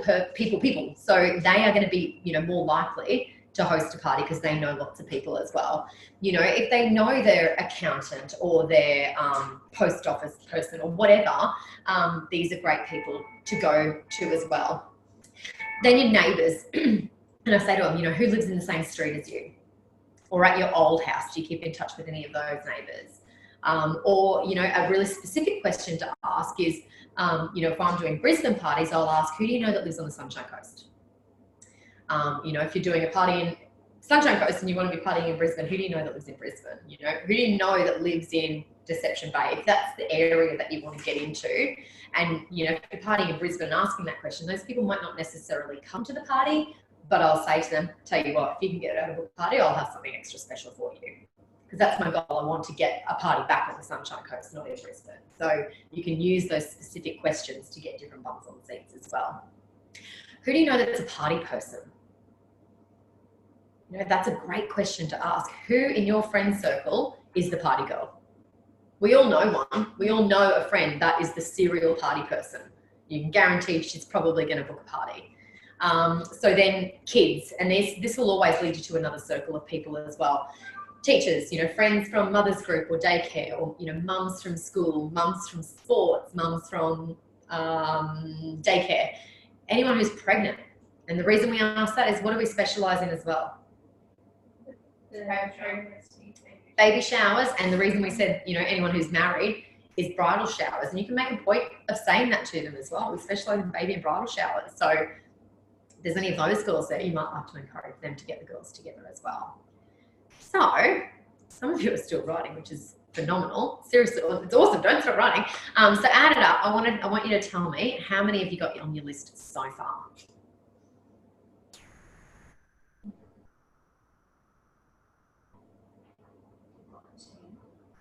10. Beautiful. That's awesome. I know I've got a lot more because I'm only up to June. Yeah, awesome. So, And yep, and you can keep extending on this Yeah, list yeah. as well. That's While right. the girls are adding up, I want you to grab that highlighter and highlight anybody that you haven't offered a party to yet. Or haven't told about, you know. Yeah. Same with the rest of you. Grab a highlighter, grab a pen, put a star beside them. How many? Holy cow. I haven't got my phone out yet. What? And I didn't get 46. my phone out yet. Beautiful. What do you have to say? Freaking awesome. How'd you go, Sam?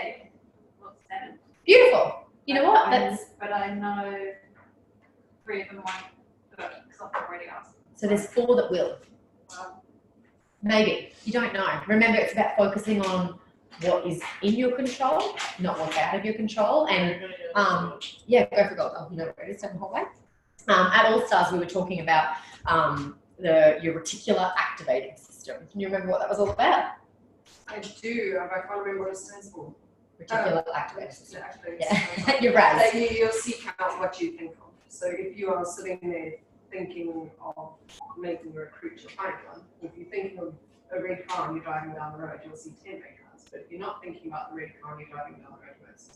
So I'm going to do a quick little test for you, okay? So I want you to look around the room right now, and I want you to count the number of photos you can see in the room.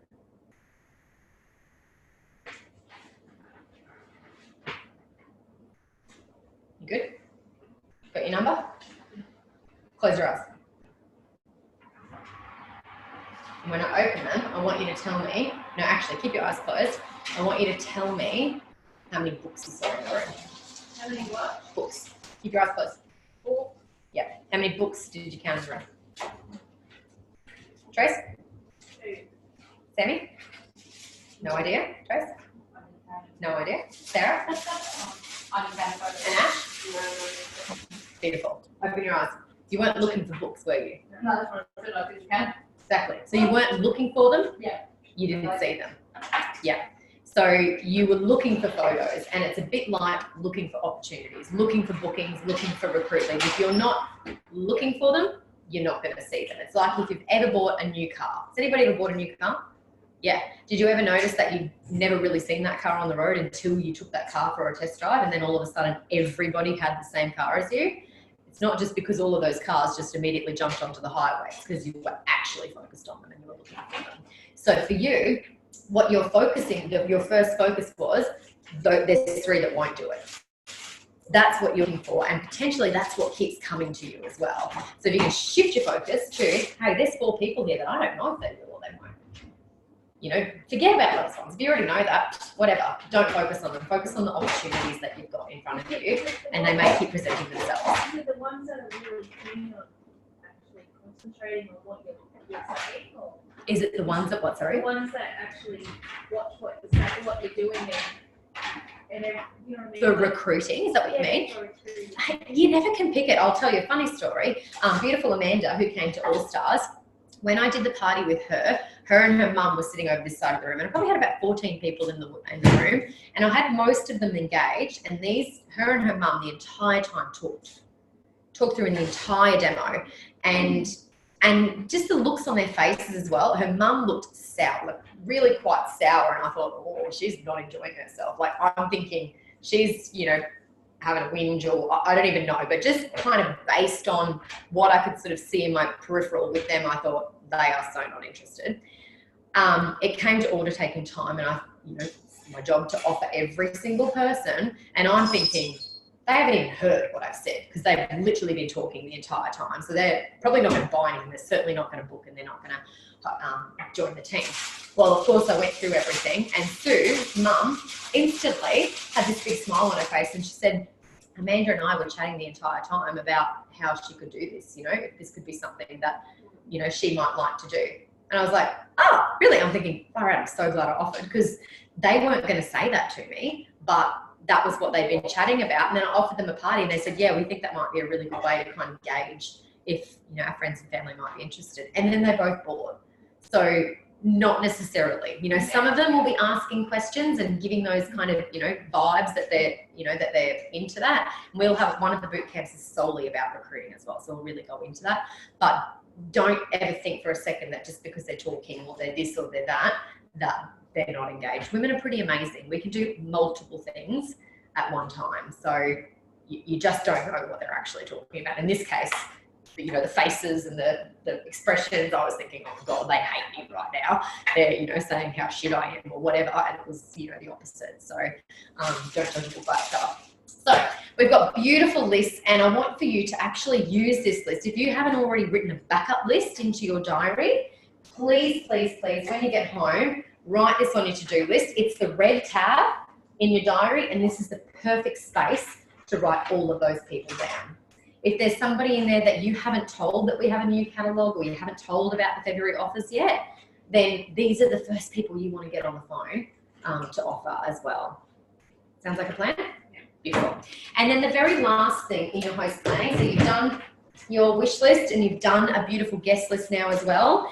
the last thing, and probably I think one of the most important things, and I know it's something that lots of people skip, is actually using the line about checking the date.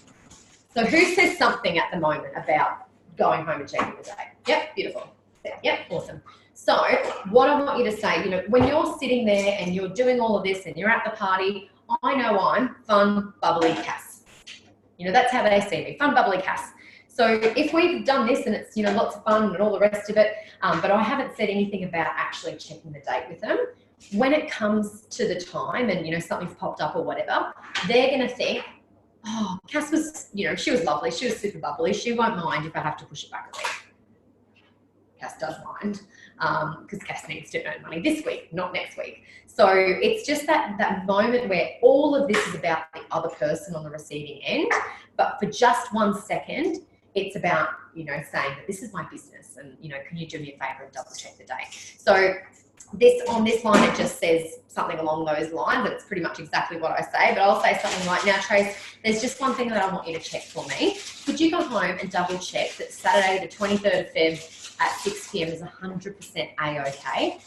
The only reason I ask that is that if that date doesn't suit, if you can give me as much notice as possible, so if you can let me know by Monday, it just means that I can put somebody else into that spot so I'm still working that day, and then I can find you a date that suits better as well. Is that cool with you? And they go, oh yeah, totally. Yep, oh, it's locked in. I put it in my calendar. Awesome, so I can lock it in? Yeah, lock it in. And they know in that moment that that part is locked in. We're not changing it. And if they're not quite sure, hey, that's cool. You've got until Monday to let me know. After that, don't you dare cancel me. Yes, we're bringing it close. Yeah, that's right. So if I say to them, would you know, do me a favor, and if that date doesn't work, can you just let me know as soon as possible? That could be 3 days out from the party. It's too open. You haven't actually given them a time frame. So could you do me a favor and just let me know by Monday if that date's not going to work, and then you can, then we can go from there. Cool. So with the checking the date, that's super important. You've got this one here, and I've popped this on our team page. So if you haven't seen this before, just jump onto the team page, and that's where you'll find this as well. Oh, we're 10 past. So then really quickly explain the contact that you're going to have with them. So you're going to send them an email. Do you all know what I'm talking about there? Yep, the host email. So this is on your iPad app. And it's this one down here. So when you've actually booked them in, there's a tick box that says send email invite. I don't have internet when I'm at parties, so I can't tick it then. So when I come home, I click this resend host tips and email, which by the way, as well, this is where I write in my host goal as well. So once I know what I've written on the wish list, I'll write down King Thermal, and she wants 2 King single thermal toppers as well. So that's, I know then what she wants from her party, otherwise I'm never going to remember. So you're going to send them the host email, and you will do that within 24 hours. So when you get home and you submit the party through, that's when I would send the host email off to them. And it's just that extra little non-threatening contact, I suppose, that you can do at that point. I'm going to send you a letter in the mail. Do you know what I'm talking about there? I haven't done all that. No? I've given it. I've seen Ah. that. I've seen a video show. I thought the letter would be a waste. I want you to write this down. Seriously, this is a 1%er that can have the most phenomenal difference in your business. This is called the confirmation letter. So write this down on your action list. Does anybody not know where to find the confirmation letter? Did you not email that just to? I have emailed it to you. And if you ever lost it, you can find it on the Learning Zone under your Party Basics sessions. It's under Best Start 1. It's actually one of the very first resources right down the bottom of the page. And I actually think it's on the resources page on the Stylist website as well. So it's a PDF like this that you can then change your host name, you can change the date and time, and then obviously make sure you change it to your stylist name, phone number and whatnot. This one you want to have in their mailbox 2 weeks before the party. So what do you reckon happens when they receive this letter in the mail 2 weeks before their party? Absolutely. And if they haven't done anything yet, what do you reckon they do? Oh, crap. So that's 2 weeks away. And often by 2 weeks before the party, you will then know, you know, what the promotion is at her party, or you'll have your flyers and whatnot as well. So you can actually put this in with the host confirmation letter so that she knows what, you know, promos are happening at her party as well. So if you're not currently sending a confirmation letter, put this on your list of things to do. If you're finding you've got cancellations or postponements, this is a big part of that as well. It's a process that it really does So work. you still send it off the laptop? Yep, I still send the email invite. And then I send this as a hard copy in the red post box. It costs $1 to send it, but that $1 that you send potentially means that that party's actually going to hold. What do you do if you booked in really close? If I booked in really, like if it's within the week, I probably wouldn't worry, because the whole purpose of the confirmation letter is to not just confirm the date, because I've already done that prior to it, but it's just that reminder of all those tips and tools 2 weeks out. So if they are booked in, you know, within a week, I probably wouldn't worry about sending that. I would just send the email invite instead. I'm going to phone you the week of your party. I want you to write this down. What day should we make our host phone calls? On the other Friday, because then they can get to see him and talk to him on the weekend. So write that down. So if you've got parties, you know, let's say it's this week. If you've got parties coming up this week on, you know, Thursday, Friday, Saturday, whatever, if you're leaving the phone call to your host until Monday, what potentially can happen? You're gonna forget about it. Yep, they've forgotten about it. They might have to postpone or whatnot. Now, you've already sent your report to me saying that you've got 3 parties coming up this week, and now you don't. So it instantly, you've lost one that potentially you could have saved. So if you phoned them the Friday beforehand, so just a couple of days earlier, I like to do mine Friday 5:30, or Friday 6 o'clock. As I'm driving to my Friday night party, I will call my hosts for the following week. And that's because they're in a good mood. It's Friday afternoon. They're happy to take my call. They're not home yet. They've finished work for the week. They're in a good mood and ready to, you know, they're okay to receive my call. If they've totally forgotten about the party or they haven't done anything yet, I can reassure them, hey, don't sweat it. You're going to see the girls this weekend. Jump on the phone. I'm going to be there. I'm not letting them off the hook at that point. If it's super drastic and they have to cancel or postpone, it means when I go to my Friday night party and my 2 parties on Saturday, I've now got a hot spot that I've opened up that I can offer an extra gift to book in really, really close. And that might just be a bundle of, you know, microfiber face washes. It doesn't have to be anything extravagant, but you can offer them something a little extra to get them to come in nice and soon as well. And then it means that when I'm doing my report on Monday, I'm not reporting a party in my forward program that was never going to hold. You know, I've already been able to change that to there's now only 2 parties. So, all good? You right, Ella? Yeah, he was just having some tears. Oh, bless. I swear, he's like a 40-year-old. Oh, darling. 10-year-old's body. Love it. We were just writing down these points of contact. So take a photo of this if you want to. What was that throwback? The confirmation that it is under resources. Oh, beautiful. So the email invite, the confirmation letter, phone call a week before the party. Should you need me, I'm here and available. So give me a call, text, send a carrier pigeon, whichever best suits you. And check in to see whether there will be a Facebook event. And she says, yeah, and I get added into it if there is one, or if they prefer, I'll create it. I personally create all of my Facebook events. And that's a whole other, you know, training session. But if that's something that you want to delve into, then pick my brain on that another time. But that's just another, you know, point of contact that you've got really regularly as well. So right now there's, you know, 1, 2, 3, 4 points of contact. Well, 3 is an absolute minimum. And most people aren't doing most of them. So it's no wonder, again, that there's those postponements or cancellations as well. So have we all written those ones down? Beautiful. Okay. Now, does anybody have to run? Because it is 8:15. I'll have to go to. Shortly. Yeah, I'm going to demonstrate the host planning and then you're pretty much ready to rock and roll. Cool. If you're ever unsure of anything, this is in your diary. This is the host planning tab in your diary. So again, it tells you everything to do, you know, write the party and give a host pack, ongoing contact with your host. It's got those 3 things there: email invite, post a confirmation letter, and call your host 1 week prior. And then on the opposite side of the page, it's got the 1 week out phone call. It actually tells you what to say to them on the phone 1 week out from their party as well. And then this is the confirmation letter, which we saw earlier, and the iPad blah, blah, blah. And that's the slideshow ended. So next, and really quickly, we're going to demonstrate the host planning. So have you all got your master? Or for that? Does anybody not have a master host planner? I need to. Beautiful. So have you got one with you tonight? No. No? Yes? Yes. Yes, beautiful. So if you don't, look on with somebody that does, so that you can see what I'm doing. Now, I cannot stress this enough, okay, guys, the basic master host planner, mine looks a little different because I've added a few things in. The basic master host planner is supposed to be enough to give you the basics. Now, I can tell you right now, if I host plan using only what's in here, I probably wouldn't get the results that I want. So I encourage you to tweak this, but this is like the minimum. So if you're not even doing this, you're doing like less than the minimum, which is probably why you're not getting the results that you want. So my host planning is a bit more extensive on top of this. So as I demonstrate it, feel free, if you find things that I say in mine that aren't in your master, to make some notes, and then you can add them into your master as well. But I'm gonna, oh yeah, that's another copy there.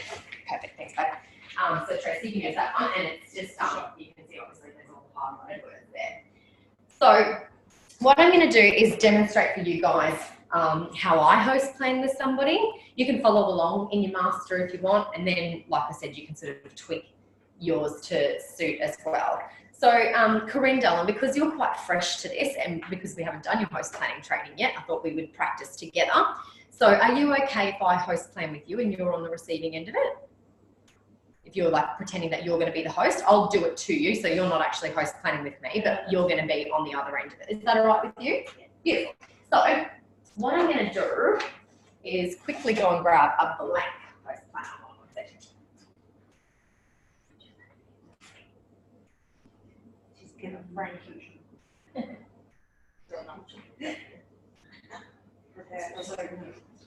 I'm actually going to quickly explain as well what I put in my host pack. So mine are all folded up like this. They actually live in the garage. I've got a basket out in the garage, and they all just, I make like 20 at a time, and they all just get stacked up. So when I'm packing my car for the weekend, I can just grab a bundle and stick them in my bag. How many host packs do you take to each party?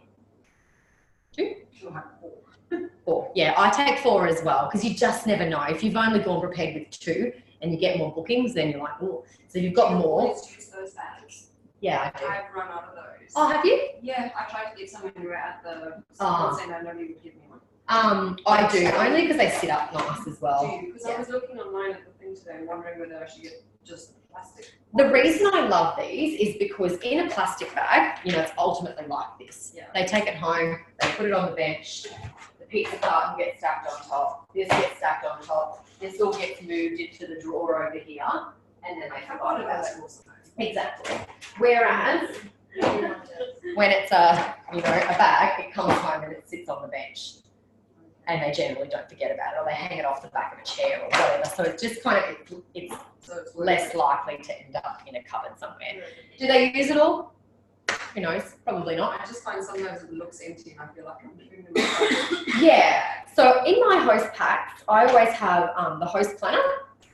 I staple 5 outside order forms together, and I run my outside order forms through the printer, and that then prints on the postage charge and my name and phone number and whatnot. So if you want the template for this, just let me know and I'll email it through so you can change your details over and then run them through your printer. I pop in one of the little Lorraine Lee could be for you flyers as well. Tells them a little bit of info about joining the team, or you can get the new ones, which are the 2 kit option flyers. They're really great for your host packs. They're just old, so I've used them. And I do 20 invites all bundled together with, I pop a business card on top, but I honestly don't think you need business cards these days. You know, you've got Facebook or phone numbers or whatnot as well. And with my invites, I stamp the back of them. So I've got a stamp with my name and phone number on there, and I just find that's quicker and easier than, you know, writing anything on. A lot of the time, they'll give these back to me. You know, so that's okay as well. If they don't use them, whatever, I'll recycle them. But I feel like if you don't give them to them, they're not going to use them. So, and if you give them 10, they're going to invite 10 people. If you give them 20, they're going to invite 20 people. So I always give them 20 and then they can always give them back if they don't use them. I personally never pack inspirations catalogues into my host pack. That's purely because then I think that I've run out of catalogues and I have it because I've got 20 host bags sitting in my garage. And when I get to the party, I just open up the party bags, and when they come up to me, I put their inspirations magazine into the bag. Yeah, And then they take one. I just give them one. Unless they want more, I'm more than happy to give them more.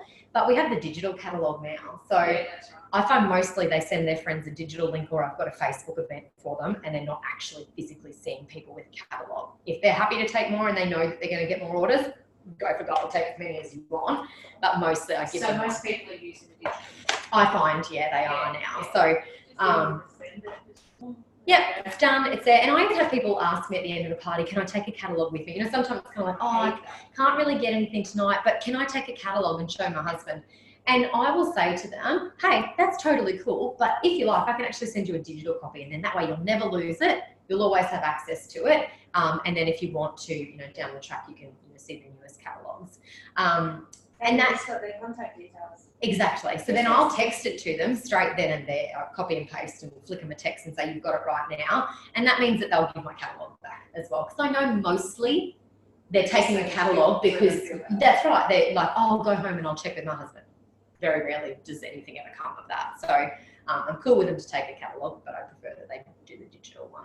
Or I'll sometimes say, oh, absolutely. I'm actually almost out of catalogues though. So do you mind if I send you a digital copy, and then that way I'll have enough for my party this afternoon, even if I'm not almost out of catalogues, and unless they desperately want my copy.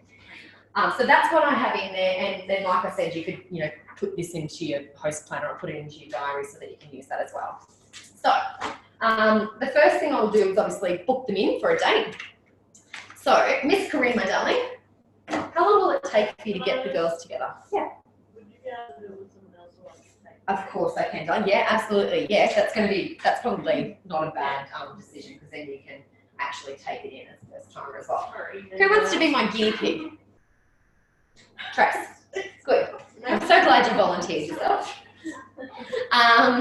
Yeah, but yeah, actually, you're right. You haven't been on the It's a good way to kind of take those notes because you haven't done it yet. So, Trace, darling, how long is it going to take for you to get the girls together? A week, maybe two? Yeah, 2 weeks. 2 weeks, beautiful. So, how does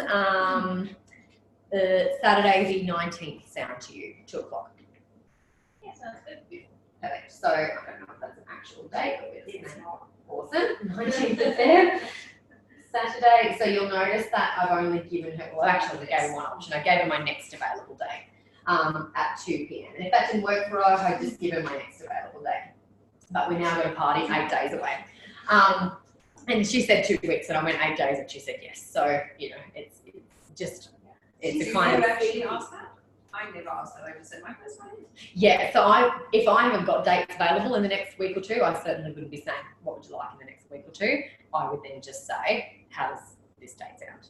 You know, that's my next one available. So the first thing I'm going to do is obviously write in the day and time. And over here it says, remind your friends on. So I'd write Thursday in there because the party's on Saturday, because you want to get her to remind her friends 2 days before the party. So, Trace, sweetheart, at your party, you're going to get 10% of all guest sales, plus you can have a bonus $20 for each new party booking, and then it's actually your party bookings that are going to get you your half-price items. So you can get up to 4 half-price items, and what we're going to aim for is what we call the wow party. So that's your 1,000 in sales and your 2 party bookings. Now that will give you $140 to spend on anything you like in the range, plus you can actually have any 2 items half price. And then with your free credits, you've actually got the option to come and join the team for absolutely nothing and then make some more money, or you can get your free linen as well. So that's totally up to you. And I'll pop some information in your pack that you can read over before the party as well. So tell me, darling, what were the big things in the range that you'd really like to get if you could have them for free and half price? The charcoal collar. Beautiful. Queen size bed? So you use a king on queen size? Yeah, beautiful. So the King Milan, that one's normally $309. So if we do that on half price, we get it for $155, and I promise it's going to look better on the bed for $155 as well. And then what would be your next biggest thing that you'd like to get free or half price? Blank sheets. Beautiful. And they would be queen size, wouldn't they? Yeah. Awesome. Now they're $3.89 normally, so again, they're a really great one to do half price. They come down to $1.95. And then if you could have $140 off anything else, what else would you choose? Thermal top-up, yeah, beautiful. We'd actually probably do your thermal as a half price because it's a little more expensive than Milan, and then we'll do your Milan with your free credit. So I'm just going to rejig this a little bit. So that would be 160, 170, and then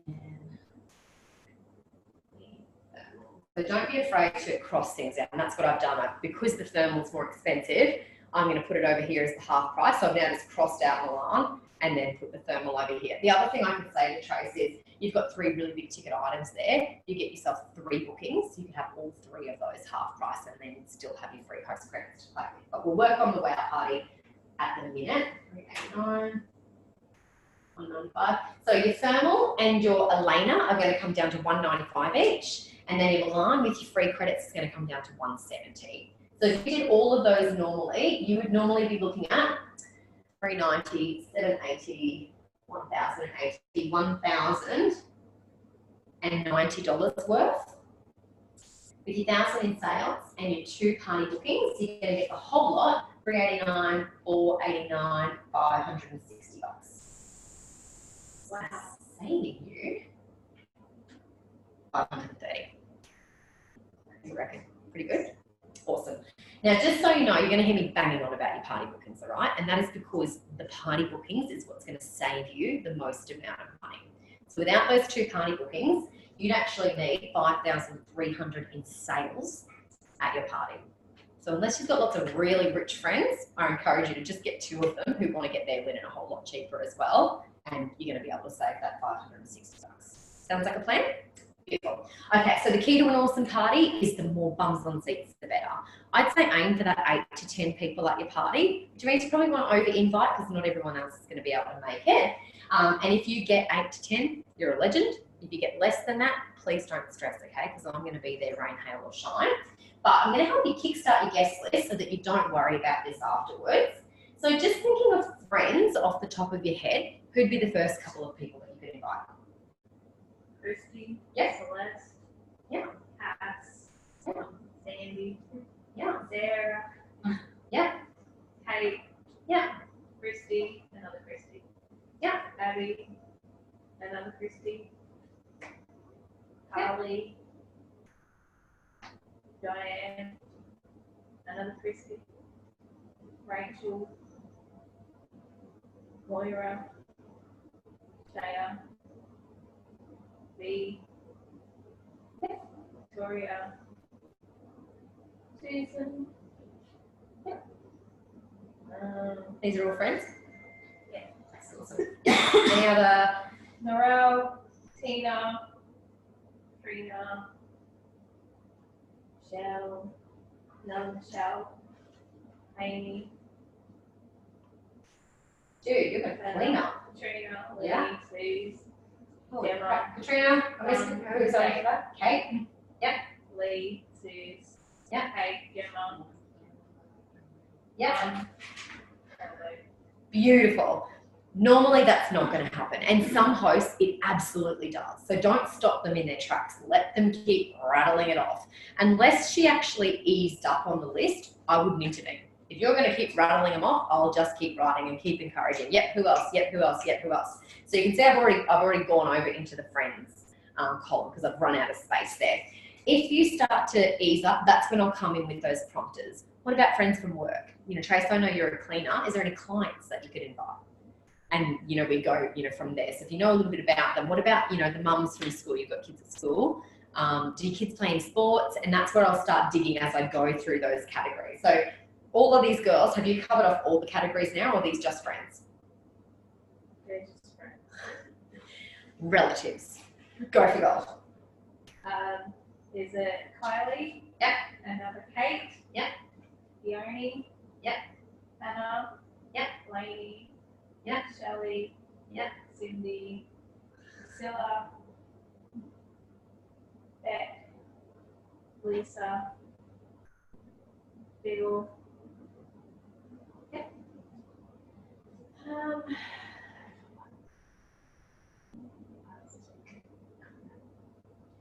Acquaintances?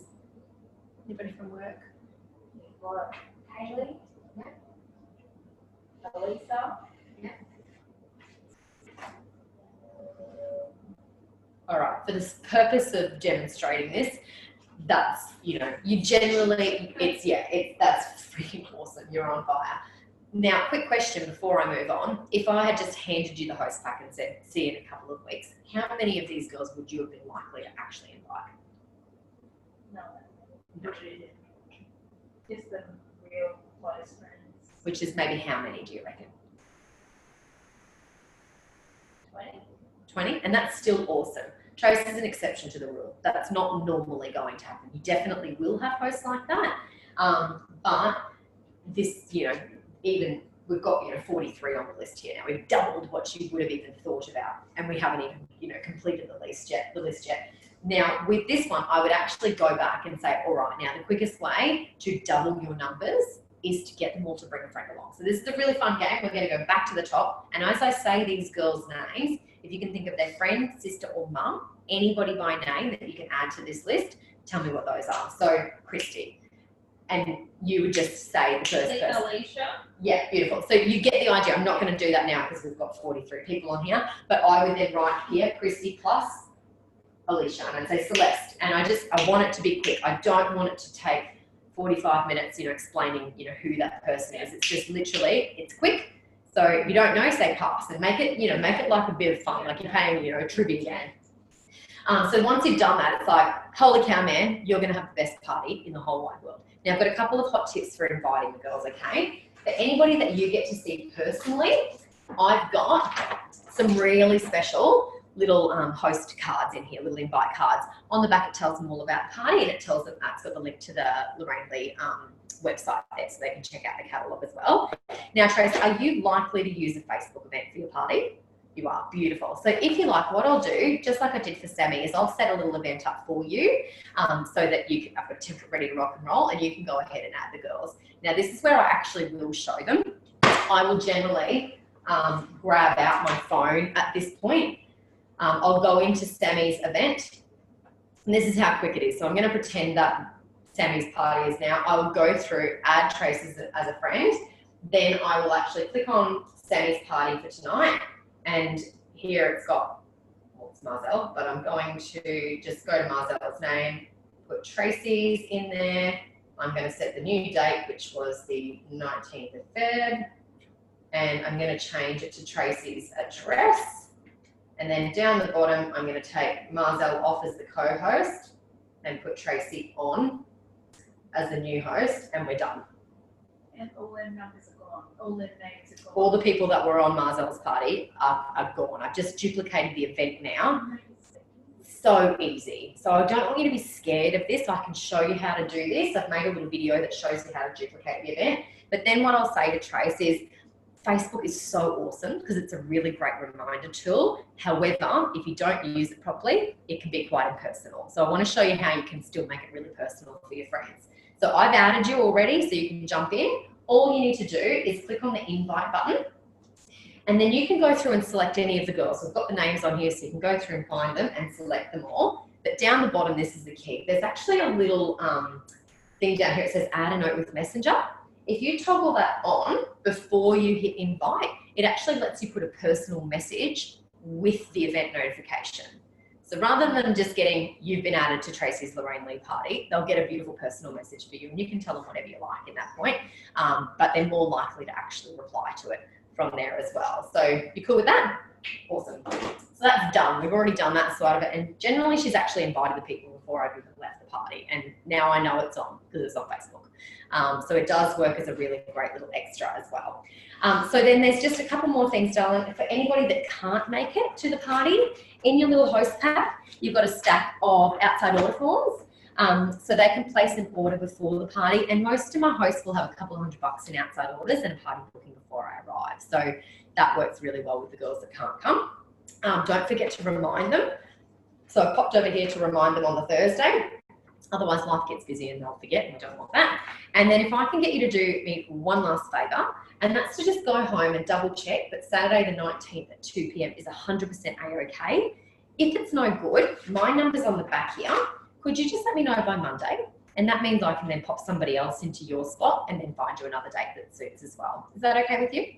Awesome. Beautiful. Trace, there's your little host pack. Pop your catalogue in there. You're good to go. Cool. All right. So let's unpack that really quickly. Is there anything, aside from the Facebook event just now, is there anything in here that you were thinking, yeah, I'm totally mastering host planning, and then you kind of saw that and thought, okay, I need to add those things in?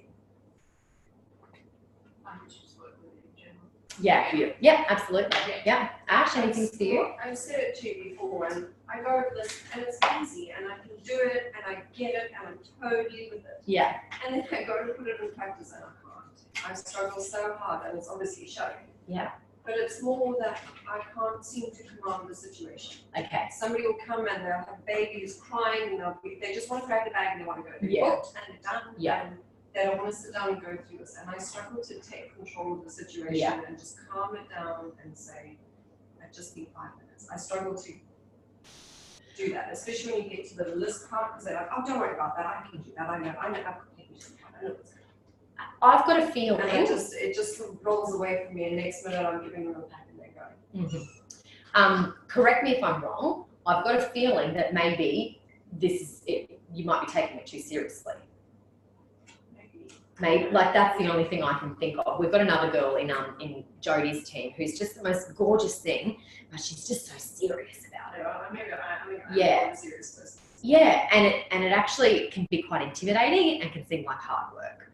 So I don't know if you noticed, I don't know, Trace being on the receiving end of it, I try and make it fun. Yeah. You know, it's kind of like, we're going to have lots of fun. You know, this is what you're going to get. What would you like? You know, and I go through that, and it's like, even when it's doing the guest list, it's like, all right, so I'm going to do this because I don't want you stressing about this when you go home. So who are the first people that you're going to invite? And even when we're doing the name your friend, it's like, all right, this is fun, all right, ready, go. And it's just I think having a different approach to it. I think they feel more engaged because it is all about them, and it's not me going, I need to get all of this information. And I think sometimes that's how we can come across, is like, oh, I need all of this. So maybe that, and I think that's going to come from practice. And as you know, we're not going to get time to practice it tonight, but I would love for each of you to go home and add these things into the master host planner that you haven't already got in there. And that could be the little, you know, fun things. Put your own personality into it, and then give me a call and practice on me. And I can give you really honest feedback. And, you know, I can say, that was, you know, top notch or awesome. Or, hey, try this, you know, tweak that. You sound too serious. You know, that actually doesn't sound like fun at all. It feels like you're pulling teeth. And you know, I'd rather you do it to me than do it to your, you know, hosts and guests, and you're feeling, you know, uncomfortable. So for me, I don't ever truly have anybody say to me now, oh, no, it's okay, I'll do that at home. They just don't. And it's because exactly that. I'm in control of it. That's why and I've made it fun. Like I'm in control of it. Yeah, and I'm also not worried about the other people in the living room, because right now, you're my most important person. You're the person that's going to lead me.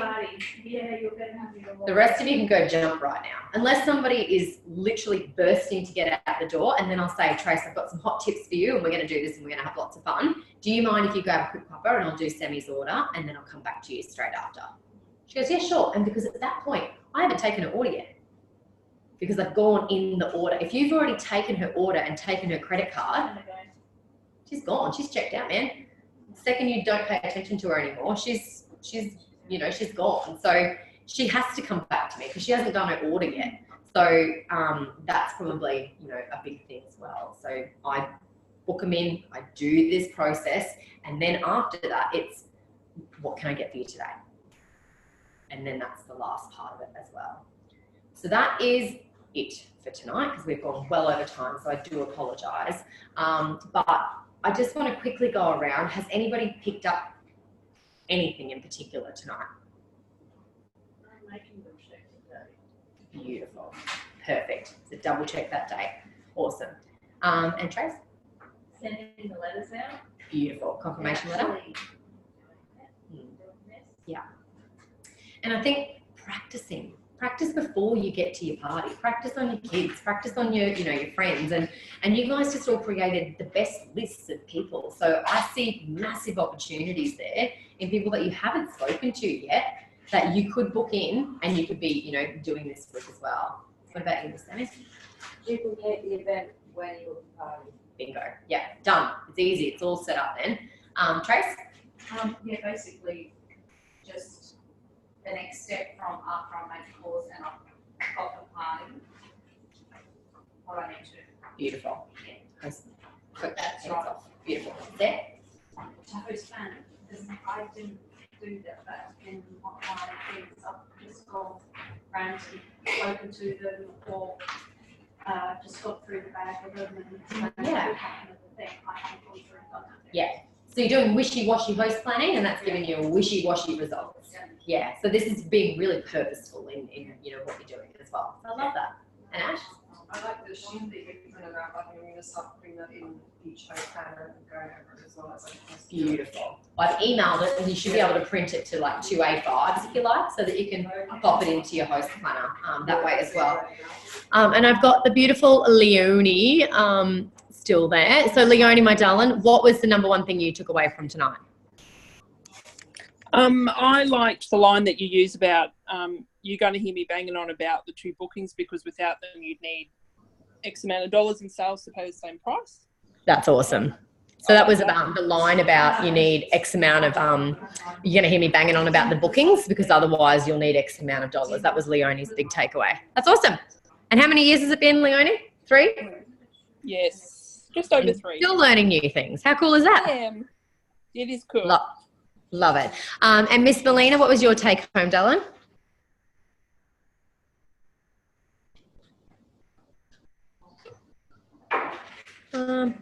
Maybe she can't speak. That's all good. All right. Well, for my Zoom girls, I'm going to hang up on you now and I better stop recording.